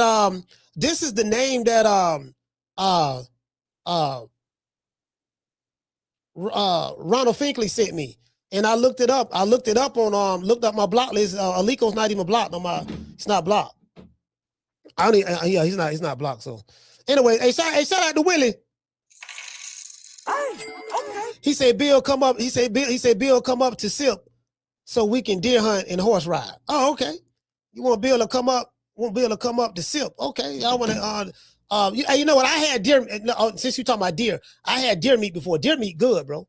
I had deer meat is good. Like that's some good ass. You know what I mean? If you ever had deer meat before, how many people in the chat ever had deer meat? I had deer meat before. I was in Montana. I think I was in Montana. I used to drive trucks. I was in Montana, fam, and I had a matter of fact, I was in Montana, and I think I was riding teams. I used to drive for a company called CSRT. CSRT. I used to drive for them, right? We're driving teams. And one of my partners, the dude I was driving with, he's from Montana. And literally, bro, like literally, like he was from Montana. He said, man, you ever had deer meat before? I was like, no, because we had to stay. I had to stay like 3 days and stuff like that. We was like 3 out. We was like 3 weeks out, 1 week home. 3 weeks out, 1 week home, right? And so we was, hitting that road. When he go to sleep, I'm driving. When I go to sleep, he's driving. You get what I'm saying? So that's what it was. Yeah, that goddamn, that deer meat. I had some deer meat, boy. That shit, hey, that shit was pretty good. It depends on how they cook it, because I do hear if you don't cook it right, it can be. Did you get what I'm saying? I do know. That's what I heard though. Anyway, shout out to Chris Legg. Shout out to Miss Connie. Bishop Bullwinkle. Master Goku. Nate the Great. Summer in November. Can't forget about Mika. Let's see, we got Mika, man. Hollow Davis. All right. We got Hollow Davis. Let's go over here. Shout out to Cooking with Sir Senior. Shout out to Schoolo X-Man. Shout out to Ramon. He said, why I never saw this pop up Cash App here. Yeah, the Cash App right there, fam. It's right there at the bottom. Cash App. Right there at the bottom, man. Cash App. And then we got the Zelle, you know what I mean? All that stuff there. You dig? But anyway, let me get back to giving everybody a shout out. Shout out to Flex. Shout out to Cool Breeze. Shout out to CJ from the 504. Shout out to, he say Brian Noblesine needs to make an appearance on the show. Yeah, I reach out to him. I was like kind of like getting him, you know what I mean? You know what I mean? After the fight and stuff, let everything settle down. I reach out to my brother, get him back on the show. I've been texting him and stuff. Him and Junior, they doing good. They doing real good. They made some good money, bro. They made some good money. They doing good, bro. They doing good. Shout out to Sheila. Shout out to Chris. Hey, shout out to the J Kid. We got Tony Montana. We got G5. What you say? You said you did. It's tough. It depends on how it's cooked, fam. Hey, G5. It depends on how it's cooked. Because if you don't cook it right, yeah. You know what I mean? Now, I'm gonna tell you what they're gonna need to do. They're gonna need to have some black folks. They're gonna need to have some black folks cook it. They're gonna need to have some black folks cook the deer, because we can cook it and have the meat falling off the bone. You gotta have somebody who know how to cook it just right. So hey, you get what I'm saying? Hey, shout out to B Brown. True. Yeah, shout out to Raymond. Shout Cool Hands. D4L. Yeah, man, shout out to Flex. We got my main man Daniel. DJ Kate, man. Let's see, who else we got? We got Sheila from Killer Cali. We got my main man Big Ron. We got Big Ron in the building, man. We got Curtis Ross. You said you hate deer? Hey, man, look here, man. I first had some when I was in Montana, man. You know what? I like Montana. Hey, Benny, check this out. Bruh. I don't know if y'all ever been to Montana, right? It ain't really nothing there, but you're going to see buffaloes and you're going to see, you're like, what the fuck? Yeah, buffalo. Yeah, buffalo. You're going to see that. You're going to see that there. Bro, Montana, man. Montana, bro. Bro, that air is so clean. That it's country. It's not but like mountains and shit, right? But that shit is so, bro, like if I was to ever want to do a retreat, if I want to do a retreat, I mean, there's been plenty of places you can go in Georgia and stuff like that and the Carolinas. But man, I would want to do a retreat in Montana. All jokes aside, bro. All jokes aside. Man, I'm trying to tell you, bro. True. Yeah. I almost ran into Yogi Bear. You know Yogi Bear from he from Montana, right? I think Yogi was a national star. It wasn't Yellowstone Park. Yeah. You get what I'm saying? Shout out to Mr. Bory. He say don't add money to your name. Then no Cash App. Oh, okay. Shout out to Miss Connie. What it say? Miss Connie. Shout out to Marcus King. Shout out to Kendall. Hey, you ain't gonna hear no black folks talk about Montana. I'm probably the only black person y'all heard, man. This nigga Cole, this nigga went to holler about Montana. Ain't no black folks in Montana. Hey, look, I'm trying to tell you, bro. Montana nice. Montana nice. I ain't talking about Montana love either, man. I'm gonna give everybody a shout out right after these messages.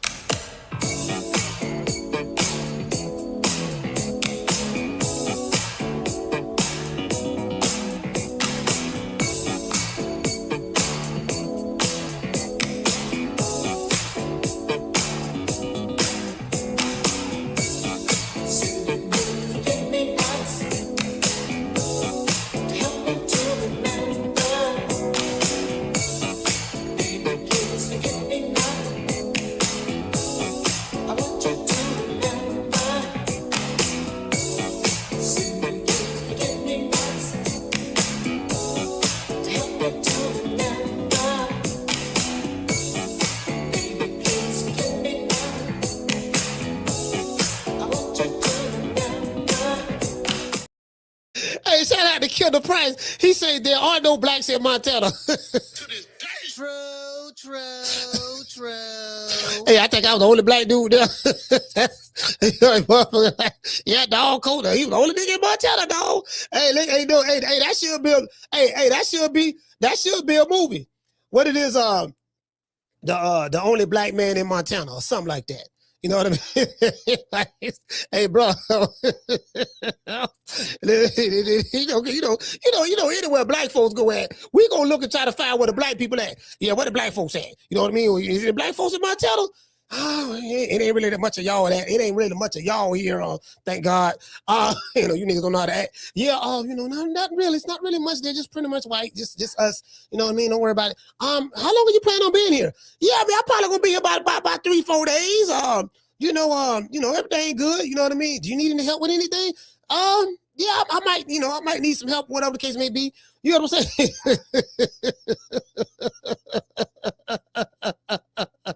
Hey, he say ain't no blacks in Montana. Hey, no, listen, it's black people everywhere. It gotta be some blacks in Montana. Everywhere you go with some black folks, it's gonna be some black folks and some Mexicans. It's gonna. I'm telling you, anywhere you go at, it's gonna be some black folks and some Mexicans.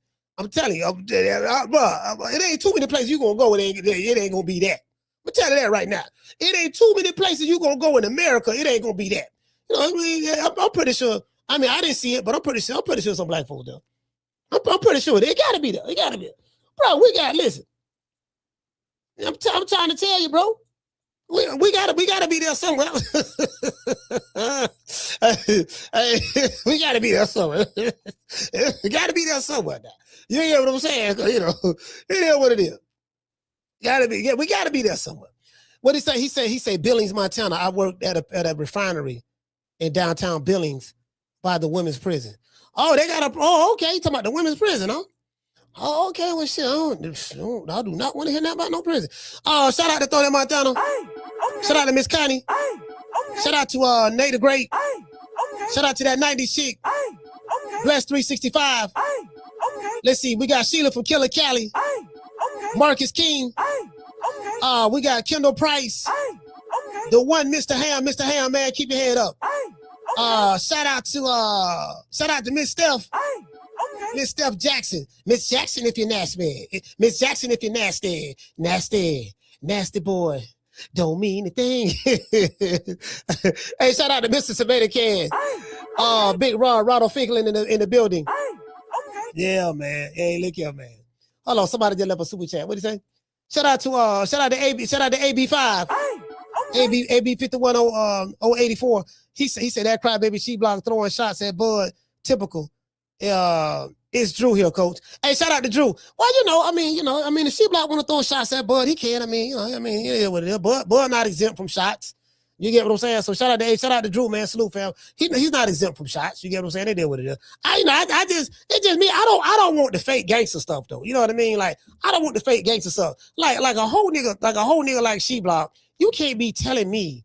You know what I mean? You can't be talking tough, dog. Like, dude, you're wearing another man drawers with his face on it that glow in the dark. You got another man name tattooed on your hand, and you don't bitched up on here when another dude called you out, volunteered to come to your city in your neighborhood to whoop your ass in front of all of your homeboys, and you was calling me cop and deuces crying, begging me to get the man off of you. Come on, man. You can't be talking tough, dog. You can't be doing that. Because we know that ain't you. We know that ain't you, fam. We can't be talking tough, okay? If it ain't that wrong with being a hoe ass nigga. If you a hoe, just relish in your whoreness. You get what I'm saying? That's just who you are, and you always gonna be that. That's all she block. It ain't that person, fam. But if you ever think about whooping me, nigga, you better wake up and apologize, cause you don't stand a snowball chance in hell and whooping me. I can tell you that. I can tell you that shit right now, especially right now, boy. Right now, boy, nigga, I'm in shape. True. Yeah. True.